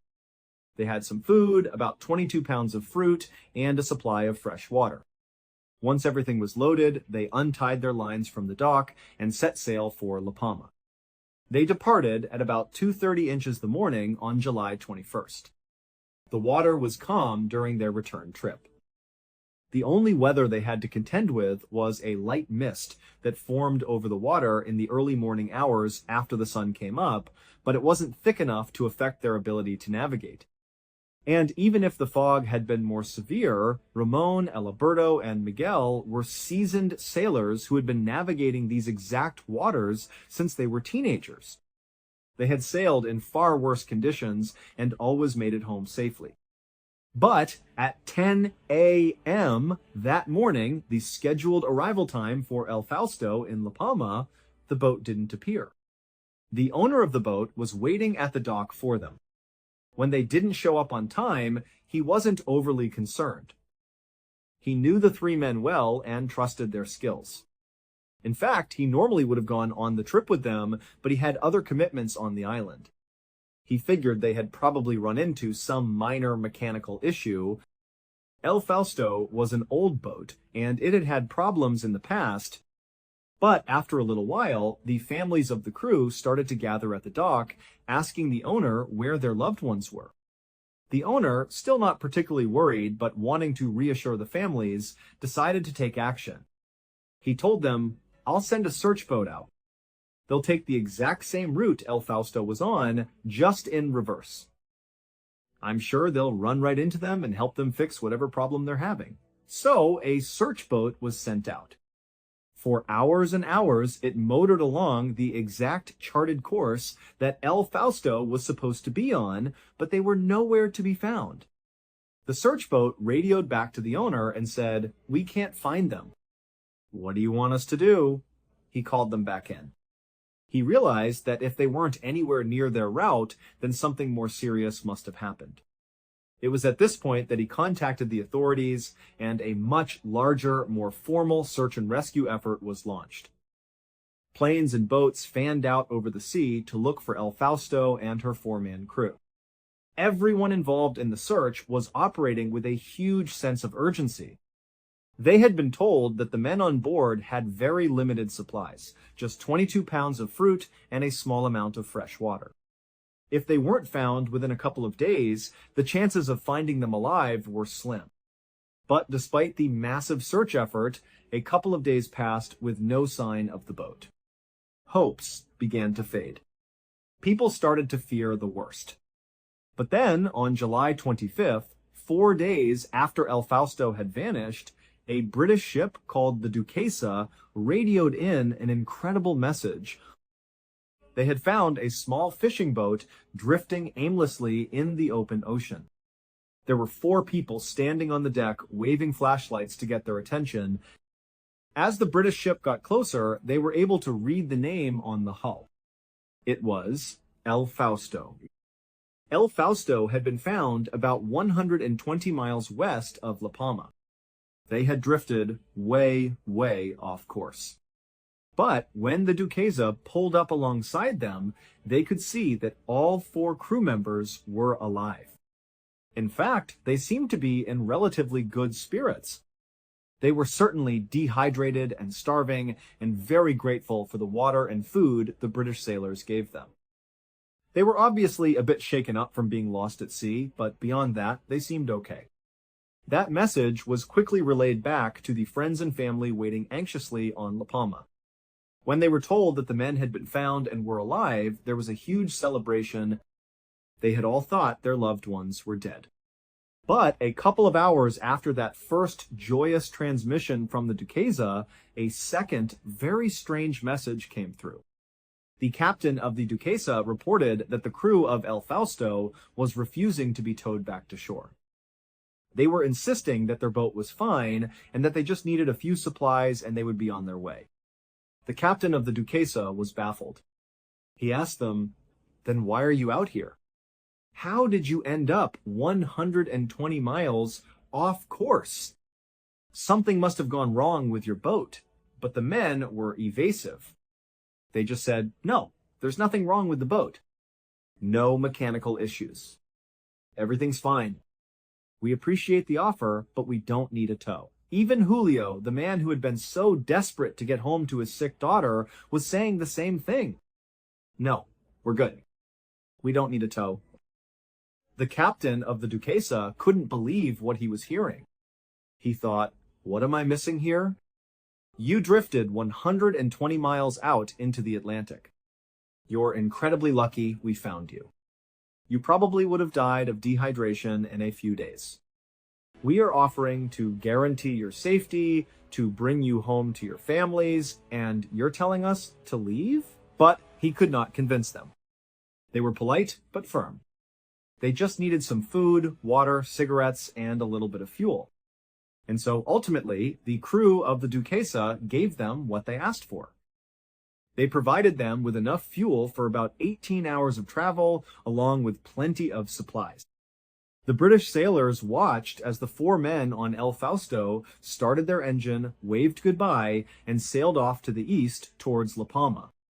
The captain of the Duquesa radioed the authorities on La Palma and told them that based on their location and speed, El Fausto should be expected to arrive in port at around 7 p.m. that evening. Back on La Palma, a huge party started at the dock. Friends, family, and hundreds of other islanders gathered, drinking wine and celebrating the imminent return of the 4 men. But 7 p.m. came and went, and El Fausto did not appear. As the hours ticked by, the festive atmosphere turned to one of deep worry. The nightmare was starting all over again. The next morning, El Fausto and her crew were once again declared missing. This time, Spain launched the largest search operation in its history. Military bombers, Coast Guard ships, and civilian vessels scoured the area where the Duquesa had last seen them. For 2 weeks, they searched relentlessly, but they found nothing. No wreckage, no oil slick, no sign of the boat or its crew. Finally, the search was called off. The four men were declared lost at sea.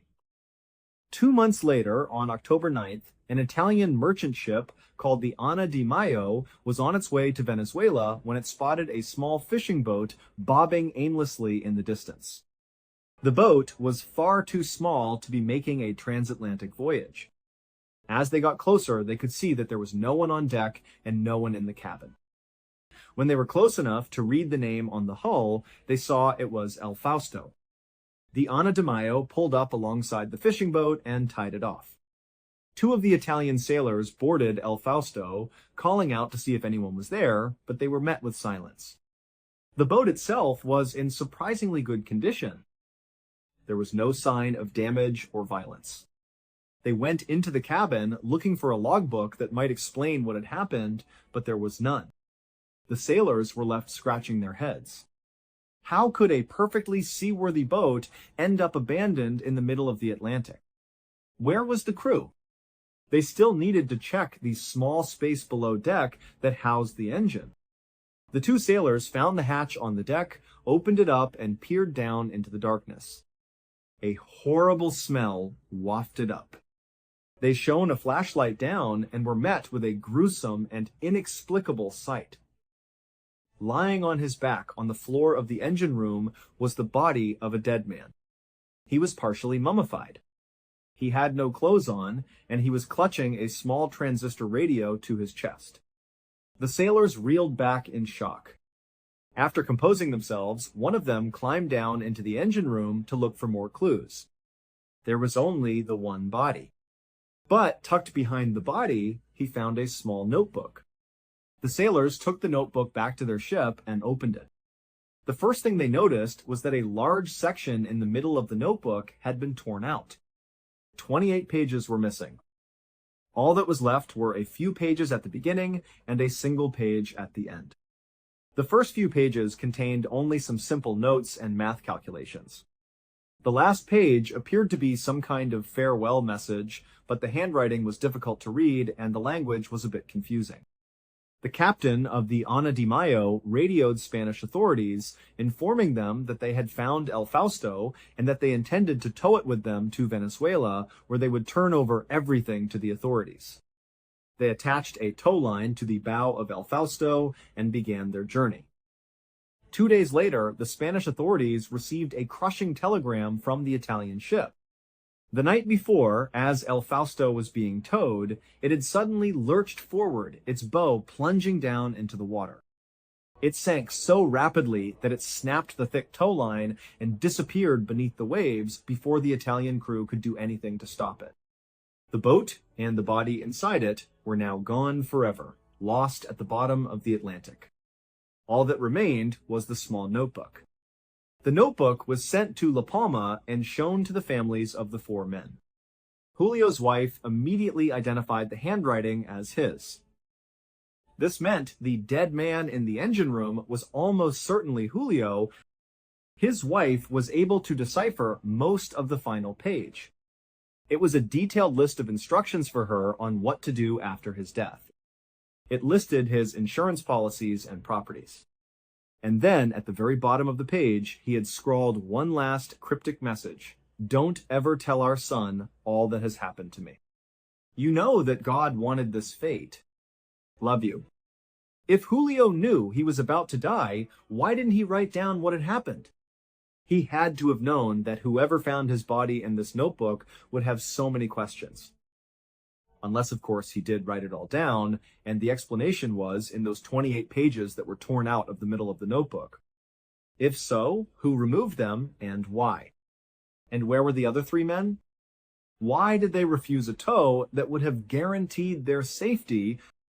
For over 50 years, these questions have remained unanswered. The most widely accepted theory is that the crew simply experienced a series of compounding problems and, in a state of panic, made a series of bad decisions that led to their deaths. But others believe there are just too many strange details for it to be that simple. And so, the mystery of El Fausto and her crew endures. From a man dying in a locked hotel room, to a spy found inside a sealed bag, to a childhood built on a lie, a crew lost at sea without explanation, and a hidden horror buried beneath a perfectly normal life. Tonight we followed 5 stories that all asked the same impossible question. What really happened when no one was supposed to know? Let me know what you thought of today's episode in the comments. And if you want more stories like these, there's a whole playlist waiting for you to binge right now. Until next time. Sometimes the choices we make and the secrets we keep can completely alter the course of human lives. In some cases, these choices are driven by a deep, aching desire to heal a broken past and find a way to make things right. In other cases, they are driven by greed, power, and a shocking level of corruption that completely blinds a person to the value of human life. And in the most tragic cases, they are driven by a quiet, toxic malice that operates completely outside the boundaries of the law, leaving behind a devastation that can never truly be repaired. Today, we are going to look at 3 incredible stories that show just how unpredictable and sometimes how utterly terrifying the human experience can be. We begin in the summer of 2007. A 60-year-old man named Michael Dick was living a very quiet, comfortable life in Bow, which is located in East London. Michael was a semi-retired carpenter, and if you were to look at his day-to-day routine, it was pretty normal. He spent most of his time helping out around the house, visiting with his close friends, and being with his family. He was well liked in his neighborhood, which was a peaceful, safe place to live. But even though his life seemed complete on the surface, Michael was harboring a deep, quiet sadness that had been growing inside of him for a very long time. 10 years earlier, back in 1997, Michael had gone through a very messy, painful divorce with his first wife. At the time of the split, they had a daughter together named Lisa, who was 21 years old. When the divorce was finalized, Michael decided he needed a fresh start to escape the bitterness of the separation. He packed up his things and moved about an hour and a half south down to Bow in East London. But his ex-wife and his daughter, Lisa, stayed behind in the family home, which was located in a quiet, historic town called Sudbury in the county of Suffolk, England. Because the divorce had been so hostile and bitter, the communication between Michael and his old family completely broke down. There were no phone calls, no letters, and no updates. As the weeks turned into months, and the months turned into years, Michael completely lost touch with his daughter Lisa. He did not know what she was doing with her life, whether she went to university, if she got married, or if she was even happy. It was like she had vanished from his world entirely. Fast forward 10 years to 2007. Michael is sitting in his home, and suddenly he is hit with this overwhelming, crushing wave of grief. He realized that a whole decade had passed, and he had missed out on his first daughter's entire young adulthood. The guilt of letting those 10 years slip away became absolutely too much for him to bear. He could not stop thinking about her. So he sat down with his current wife and his 2 younger daughters, and he told them that he had to go find Lisa. He needed to apologize for the lost time, and he wanted to rebuild a relationship with her if she would let him. His family was incredibly supportive. They told him he absolutely had to do it, and that they would help him in any way they could. But the problem was, Michael had absolutely no idea where Lisa was. He did not have her phone number, he did not have an email address, and he had no way of contacting his ex-wife to ask for help because they had cut all ties. The only piece of information he had was the physical address of the brick house they had lived in 10 years ago in Sudbury. And so, in August of 2007, Michael decided that this old house was going to be his starting point. He got into the car with his 2 younger daughters, and they made the 90-minute drive north to Sudbury. When they arrived, Michael navigated through the familiar streets until he found his old neighborhood. It was a beautiful, quiet street lined with classic brick houses on both sides. He slowly drove down the road, his hands gripping the steering wheel tightly, until he spotted his old family home. He pulled the car over, parked right out front, and just sat there for a moment, staring at the front door. His heart was pounding with a mix of hope and sheer anxiety. He stepped out of the car alone, walked up the stone path, took a deep breath, and knocked on the door. After a few moments, the door opened. But the person standing there was not his ex-wife, and it was not Lisa. It was a completely different family who had moved in years after Michael left. Michael politely explained who he was and who he was looking for, but the new owners told him that they had bought the house from someone else and had no idea where the previous occupants had moved. They wished him the best of luck, but they had absolutely no information to give him. Michael thanked them, walked slowly back to his car, and sat in the driver's seat, feeling completely crushed. He looked at his daughters and told them that the trail was completely cold and he did not know what to do next. But his daughters refused to let him give up. They suggested that they just drive around Sudbury for a while. Maybe they would get incredibly lucky and spot Lisa walking down the street, or maybe just seeing the town would spark an idea. So they spent the next couple of hours just aimlessly driving around the streets of Sudbury, looking out the windows and talking about what they should do next. As they drove, they came to the realization that their best bet at finding Lisa was to get some sort of story in the local newspaper. They hoped that if they could get an article published, Lisa, or perhaps someone who knew her, would see it and contact Michael. So they drove to the headquarters of the local paper, the Suffolk Free Press, and went inside. They managed to speak to a reporter and explained Michael's situation. The reporter thought it was a very touching, interesting human interest story and agreed to write a small feature about Michael's search. The reporter, along with a photographer, brought Michael and his two younger daughters outside onto the street. The photographer had them stand together, and he took a picture of them. The reporter told Michael that in the next edition of the paper, which would run in just a few days, they would publish this picture along with a write-up about his search and his contact information. Michael thanked them profusely, feeling a tiny spark of hope. He and his daughters got back in the car and headed back to Bow, East London to wait. Now, what Michael did not know was that at that exact same time, Lisa was actually beginning to think about finding him too. Lisa was now 31 years old, she was married, she had 3 kids of her own, and she had moved out of Sudbury to a neighboring town. She had been talking to her mother and her friends about how she should go about finding her dad because she wanted her kids to have a relationship with him. But like Michael, she did not have his contact information, she did not have his phone number, and when she searched for him on social media, he was not on there. One day in August, Lisa was at her office. She went into the break room to get a drink, and she saw a copy of the Suffolk Free Press sitting on the coffee table. She picked it up and began casually flipping through the pages. Suddenly, she stopped. She saw a picture of herself. In the background of the main photo, she could clearly see herself and her mother walking along the street. She had been in Sudbury just a couple of days earlier to talk to her mom about how to find her dad, and they had walked down that very street. But then Lisa looked at the main subjects of the photo, the people standing in the foreground. It was a middle-aged man and 2 teenage girls. She stared at the man's face and nearly fell off her chair. It was her father, Michael, and her 2 stepsisters, whom she had never met. She looked at the caption for the photo and read the article. It explained that this man was desperately searching for his daughter, Lisa, whom he had not seen in 10 years.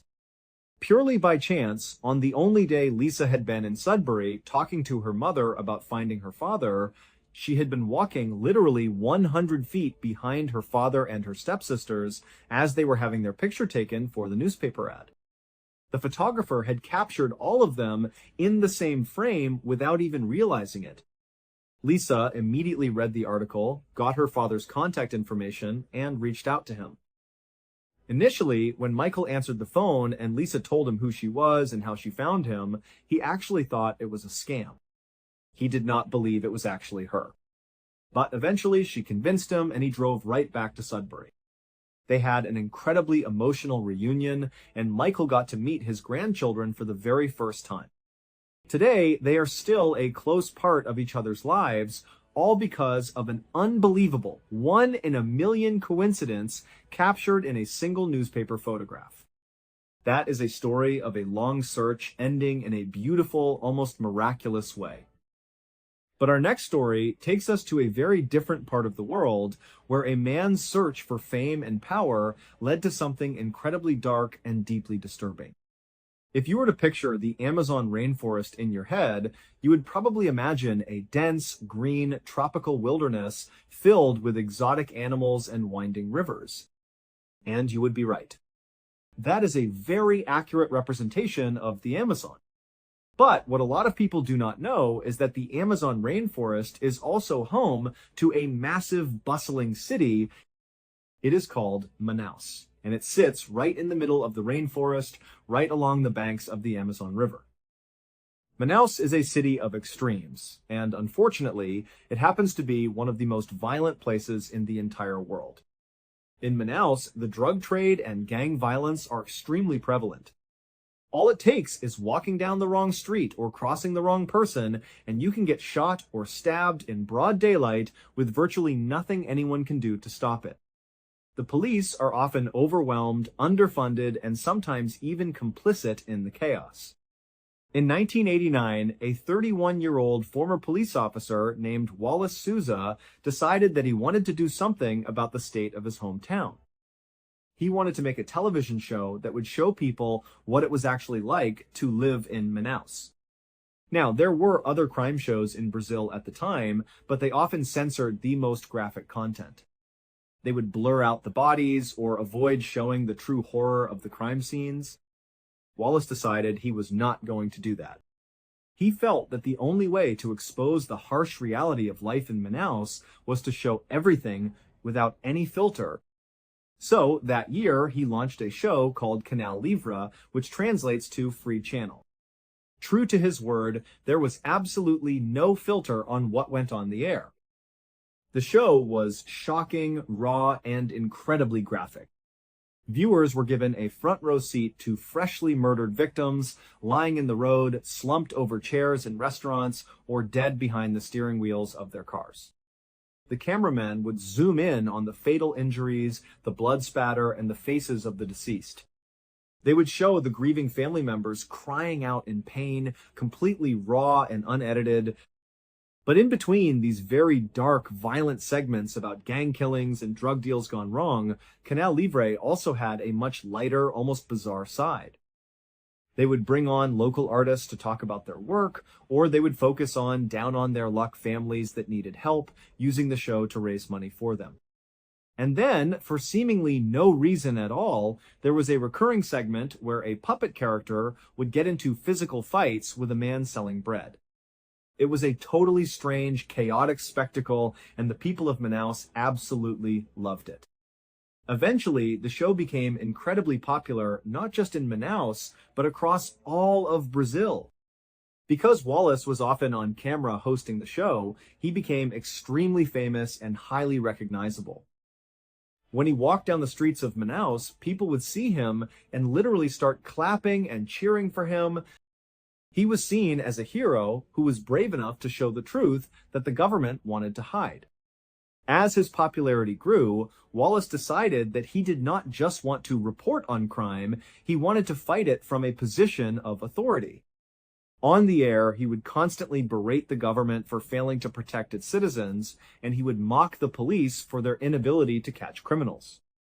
Off the air, he decided to run for political office.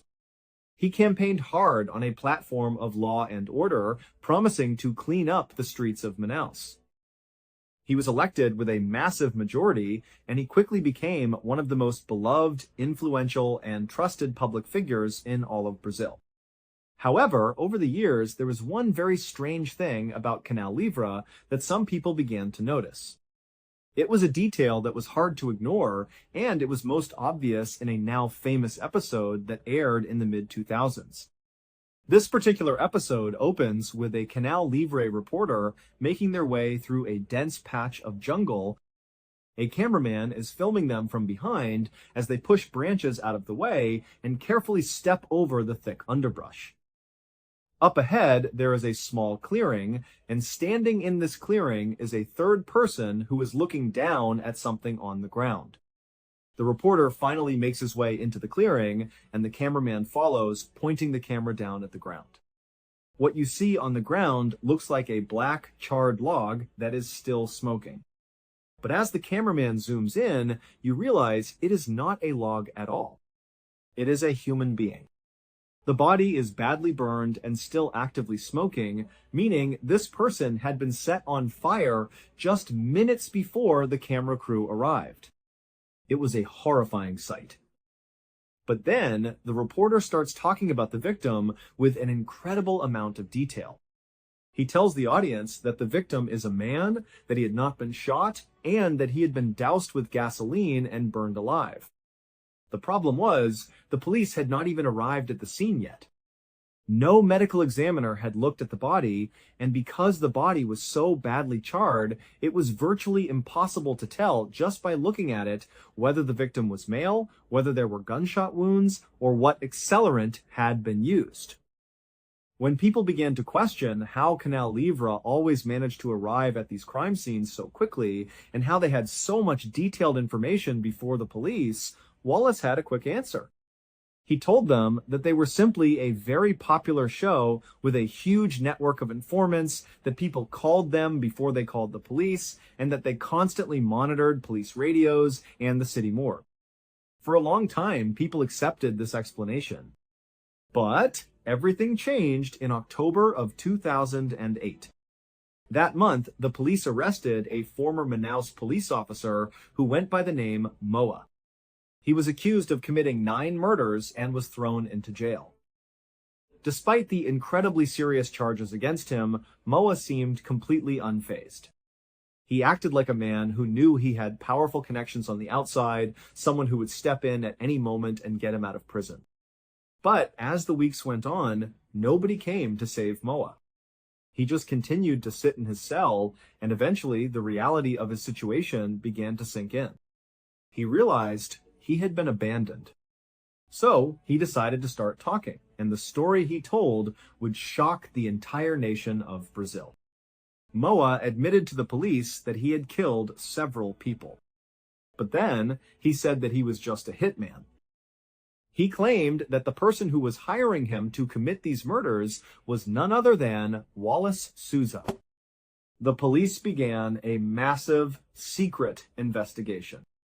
What they discovered was absolutely mind-blowing. It turned out that Wallace Souza had started Canal Livre with good intentions, but as the show became massively popular, it gave him an immense amount of power and influence. And that power corrupted him completely. Wallace had secretly formed his own powerful drug cartel. In order to protect his drug territory, eliminate his rivals, and boost his television show's ratings, Wallace had started hiring hitmen like Moa to assassinate rival gang members.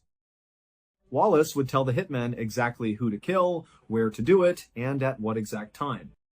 Once the hit was planned, Wallace would coordinate with his news producers. He would send his camera crews to the exact location of the planned murder, timing it so they would arrive either right as the crime was happening or immediately after. This allowed Canal Livre to get the absolute most graphic, exclusive footage before any other news outlet and long before the police could even secure the scene. They were literally creating the news they were reporting on. It took the police a full year to compile enough evidence, but in October of 2009, they finally charged Wallace Souza with murder, conspiracy, and drug trafficking. Wallace initially went on the run, but he eventually turned himself in, maintaining his innocence and claiming that he was the victim of a political conspiracy. However, Wallace would never stand trial. Before his case could go before a judge, he suffered a massive heart attack and died in prison in 2010. Because of his death, the full extent of his crimes was never fully revealed, and we will never know exactly how many people he had killed for the sake of his television ratings. But investigators were able to prove that at least 3 of the victims shown on Canal Livre had been killed directly on Wallace's orders, including the man who had been burned alive in the jungle. But the story does not end there.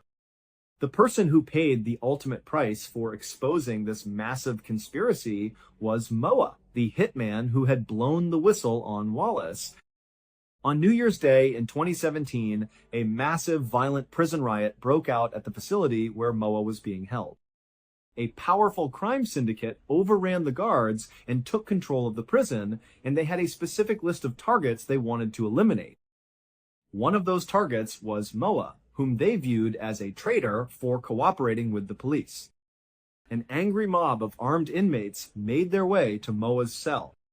When they found him, Moa was pressed flat against the back wall of his cell, as far away from the bars as he could possibly get, pleading for his life.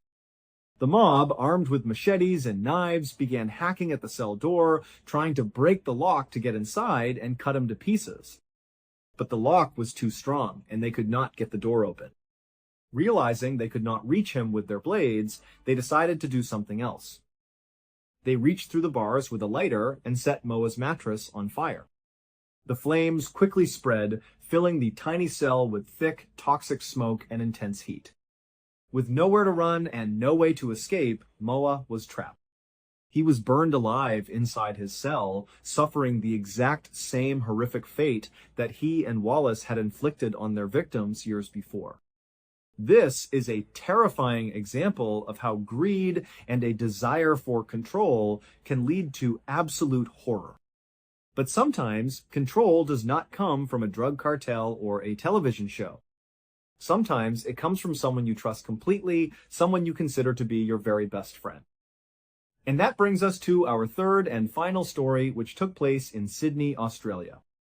In 2010, an 18-year-old girl named Renee Marsden was living in Sydney with her parents and her 3 siblings. Renee was a very bright, outgoing, and popular young woman who had a large circle of friends. She was also incredibly close with her family, especially with her mother, Teresa. Teresa had given birth to Renee when she was only 19 years old. Because of their relatively close age gap as Renee grew into a young woman, their relationship evolved from a traditional mother-daughter dynamic into a deep, trusting friendship. Renee saw her mother as her ultimate confidant. She would come home and tell Teresa absolutely everything that was going on in her life, from her daily routines to her deepest secrets. In 2010, Renee was going through a very difficult time. She had been dating a young man for nearly 2 years, and she was madly in love with him. But one day, she discovered a series of text messages that made it clear he was cheating on her and did not really care about her. Renee was completely heartbroken. She confronted her boyfriend with the messages, but he completely denied sending them. He swore up and down that he had never cheated on her, that he loved her, and that he had no idea where those messages had come from. But Renee, feeling betrayed and confused, did not believe him. She felt she had no choice but to break up with him. During this painful period, Renee spent hours talking to her mother, crying and trying to process the end of her relationship. Teresa did her best to comfort her daughter, telling her that time heals all wounds and that she would eventually find the right person who would treat her with the respect she deserved. For a couple of weeks, Renee was deeply depressed. She barely wanted to leave her room. But then, quite suddenly, she came home from work one day and walked through the front door with a massive smile on her face. She was practically radiating happiness, which was a huge contrast to how she had been acting. Teresa immediately noticed the change and asked her what had happened to put her in such a great mood. Renee smiled and told her mother that she had met a new guy.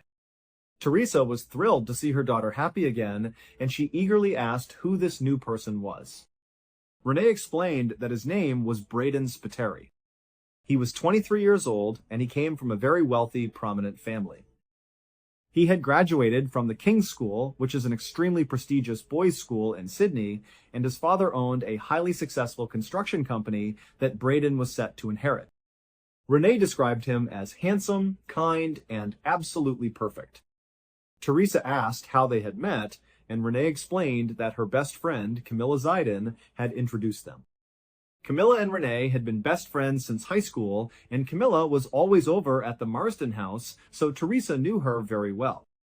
Renee told her mother that Braden was actually Camilla's ex-boyfriend, but they had dated a long time ago, and there were absolutely no lingering feelings between them. They were just good friends now. According to Renee, Camilla had seen how depressed Renee was after her breakup, and she wanted to help her find happiness again. So, Camilla had set her up with Braden. When Teresa heard this, a small red flag went up in her mind.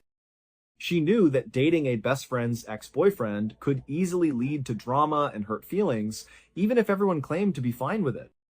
She looked at Renee and asked if she really thought it was a good idea to get involved with Camilla's ex.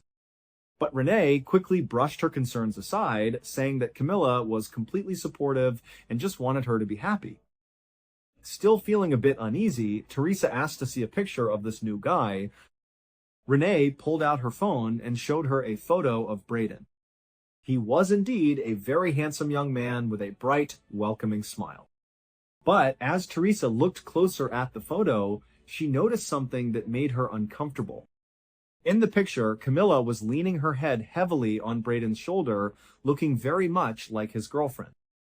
Teresa kept her thoughts to herself, but she could not shake the feeling that this situation was complicated and potentially dangerous. Over the next few weeks and months, Renee's relationship with Braden seemed to blossom rapidly. They were texting each other constantly, day and night. Renee had her phone out almost 24 hours a day, smiling at her screen as she exchanged messages with Braden. But as the months went by, Teresa noticed something odd. Renee and Braden had still not met up in person since they began officially dating. Every single time they made plans to meet, something would come up at the last minute. Either Braden would have an emergency at work, or Renee would have a family conflict. It was always some seemingly legitimate excuse, but it happened every single time. Eventually, the couple stopped trying to arrange face-to-face meetings altogether. It was as if they had built this incredibly intense, emotional relationship entirely through their phone screens, and actually meeting in person had become too intimidating or awkward. They were completely content just living in this digital world together. This unusual text-only relationship continued for nearly a year until January of 2012, when a massive tragedy struck. Braden was involved in a horrific motorcycle accident. He survived the crash, but his passenger, who was also his best friend, a young man named Richie, did not survive. He was killed instantly. The police investigated the accident and determined that Braden had been driving recklessly, and he was subsequently charged with manslaughter. He was convicted and sentenced to 2 years in prison. When Teresa heard about the accident, she felt a complex mix of emotions. On one hand, she felt terrible for the young man who had lost his life and for Braden's family. But on the other hand, a protective, motherly part of her felt a sense of relief. She assumed that with Braden going to prison for 2 years, the relationship would naturally come to an end. She hoped that Renee would finally move on and find someone she could actually spend time with in the real world. But that is not what happened. Braden was sent to Goulburn Prison, a high-security facility located about 2 hours south of Sydney. Shortly after he arrived, Renee informed her family that Braden's family had somehow managed to smuggle a mobile phone into the prison for him. And just like that, their constant texting resumed, as if nothing had changed. Renee's family was deeply unhappy about this. They tried to talk to her, telling her that she was wasting her youth on a man in prison and that this relationship was heading down a very dark and difficult path. But Renee refused to listen. She was completely devoted to Braden. In fact, over the next several months, their relationship only grew more intense. They made plans to get married as soon as Braden was released, which was scheduled for late 2013. Renee was overjoyed and began throwing herself into wedding preparations. She spent hours online buying a beautiful wedding tiara on eBay, booking a professional photographer, and even contacting the Greek consulate to see if Braden, as a convicted felon, would be allowed to enter Greece for their planned honeymoon. But then, in August of 2013, just 2 months before Braden's scheduled release date, everything began to unravel in a very strange way. One afternoon, Teresa received a text message on her phone. It was from Braden, which was highly unusual because he rarely communicated with Teresa directly. The message was frantic. It told Teresa that she needed to check on Renee immediately because she was talking about ending her life. Terrified, Teresa ran straight to Renee's bedroom. She found Renee sitting quietly on her bed. Teresa sat down beside her, put a comforting hand on her shoulder, and asked if she was okay and what was going on. Renee looked up, seemingly confused, and said that she was fine, and asked why her mother was asking. Teresa showed her the text message from Braden. As soon as Renee saw the screen, her face fell. She let out a heavy sigh, looked at her mother, and said that they had just broken up and that their relationship was completely over. She insisted that she was not going to hurt herself, but that she was just incredibly sad. Teresa felt a sudden wave of relief mixed with deep sympathy for her daughter. She knew how painful breakups were, but she also believed that this was the best possible outcome for Renee's future. She stayed with Renee for a while, talking and comforting her until Renee seemed to calm down. Renee then told her mother that she wanted to go out that night with her friends to try and clear her head and forget about the breakup. Teresa thought this was a healthy idea. She sat on the bed and watched as Renee stood in front of the mirror, putting on her makeup and getting dressed up. When she was ready, Renee gave her mother a tight hug, kissed her on the cheek, and said she would see her later. Then she walked out the door. A few hours later, Teresa's phone buzzed. It was a text message from Renee. But as Teresa read the message, her heart sank. The text began with Renee saying how much she loved her mother and how sorry she was for the pain she was about to cause her. She wrote that if Teresa ever wanted to talk to her, she just had to call out her name and she would be there. Teresa was instantly gripped by panic. She did not fully understand what the message meant, but she knew it sounded like a goodbye. She immediately dialed Renee's number, but it went straight to voicemail. She called again and again, but there was no answer. She sent a desperate text message begging Renee to call her back, but she received no response. In a state of pure terror, Teresa called Camilla, Renee's best friend. She asked Camilla if she had heard from Renee or knew where she was. Camilla sounded shocked and told Teresa that she had actually just received a very similar frightening text message from Renee that simply said she loved her and was sorry. The two women decided they had to find her immediately. They met up and spent the next several hours driving frantically all over Sydney, checking every place they thought Renee might go. But there was no sign of her anywhere. Eventually, feeling completely helpless, they drove back to Teresa's house. By this time, Teresa's husband and Renee's siblings were all awake, gathered in the living room, waiting in agonizing silence for any news. At around 9:30 that night, there was a loud knock on the front door. Teresa ran to open it, hoping it was Renee. But instead, she was met by two police officers.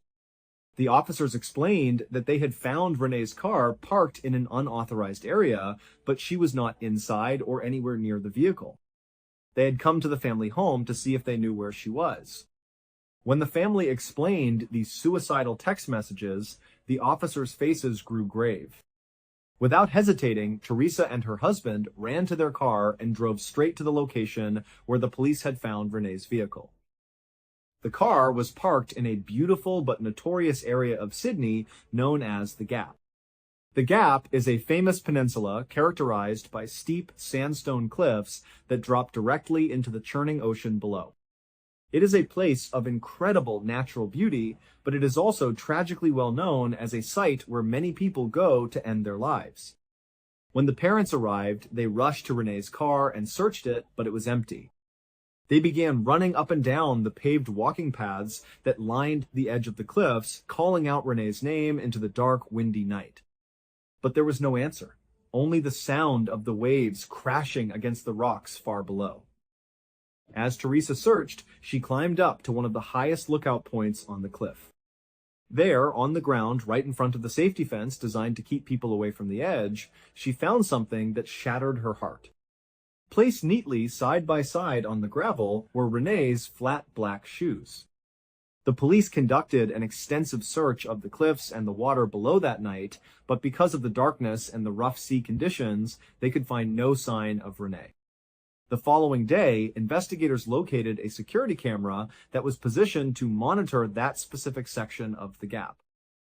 They pulled the footage from the previous night and began to watch. On the video, they saw Renee. She was walking slowly up the trail, alone in the dark.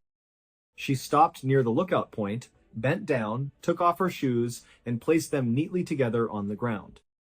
Then she climbed over the safety fence. The fence was set back a few feet from the actual drop-off. The footage showed Renee taking a few steps toward the sheer edge and peeking over into the abyss. She looked visibly terrified. She took a few steps backward, pressing her back flat against the safety fence. She pulled out her phone and stood there for a few moments, typing. This was the moment she sent the 3 final text messages. One was to her mother, one was to Camilla, and one was to Braden.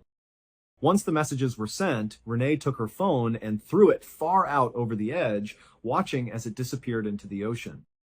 Then she sat down on the ground and began to shimmy herself slowly forward toward the edge of the cliff until she went out of the camera's frame.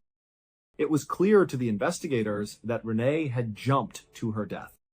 Despite search efforts, her body was never recovered from the ocean. The family was absolutely destroyed. They could not understand how a young woman who had been planning her wedding, buying a tiara, and looking forward to her future just days before could suddenly decide to end her life. They were convinced that the key to understanding her death lay with Braden Spiteri. They believed that whatever had happened during their sudden breakup had pushed her over the edge. They tried to contact Braden, but his phone was disconnected. Desperate for answers, they contacted the police and asked them to arrange a meeting with Braden at Goulburn Prison, where he was supposedly serving his sentence. The police agreed and contacted the administration at Goulburn Prison to inquire about an inmate named Braden Spiteri. But when the prison officials checked their records, they told the police something that sent a chill down their spines. They had no record of anyone named Braden Spiteri. Not only was he not currently at the prison, but no one by that name had ever been incarcerated there. The police began a deeper investigation into this mysterious young man. They traced the phone records, the social media accounts, and the IP addresses associated with Braden Spiteri. And what they uncovered was a level of deception that was almost impossible to comprehend. Braden Spiteri did not exist. He was a completely fictitious person. And the person who had created him, the person who had been texting Renee day and night for nearly 2 years, pretending to be the love of her life, was none other than her best friend, Camilla Zidon. The photograph that Renee had shown her mother, the one where Camilla was resting her head on Braden's shoulder, was not a photo of Camilla's ex-boyfriend. It was just a photo of a completely random guy that Camilla had met once at a nightclub and asked to take a picture with. She had used his face to create this entire elaborate lie. As the police dug deeper into the girl's history, a horrifying pattern of toxic, obsessive control began to emerge. It turned out that Camilla had been deeply, pathologically possessive of Renee ever since they met in high school. She did not want anyone else to have Renee's attention or affection. When Renee had started dating her previous boyfriend of 2 years, Camilla had grown incredibly jealous. In order to destroy that relationship and regain control over Renee, Camilla had secretly fabricated the cheating text messages. She had created fake accounts, sent those messages to herself or to Renee, and then convinced Renee that her boyfriend was a liar and a cheat. Trusting her best friend completely, Renee had broken off the relationship exactly as Camilla had planned. Then, seeing how devastated Renee was, Camilla had swooped in to play the hero. She created the persona of Braden Spiteri, a wealthy, perfect man who would heal Renee's broken heart. Camilla had spent the next 2 years living a double life. She would spend the day hanging out with Renee in person as her best friend, and then spend the night texting Renee as Braden, whispering sweet, romantic things to her through a fake phone number. But the facade began to crack in June of 2013.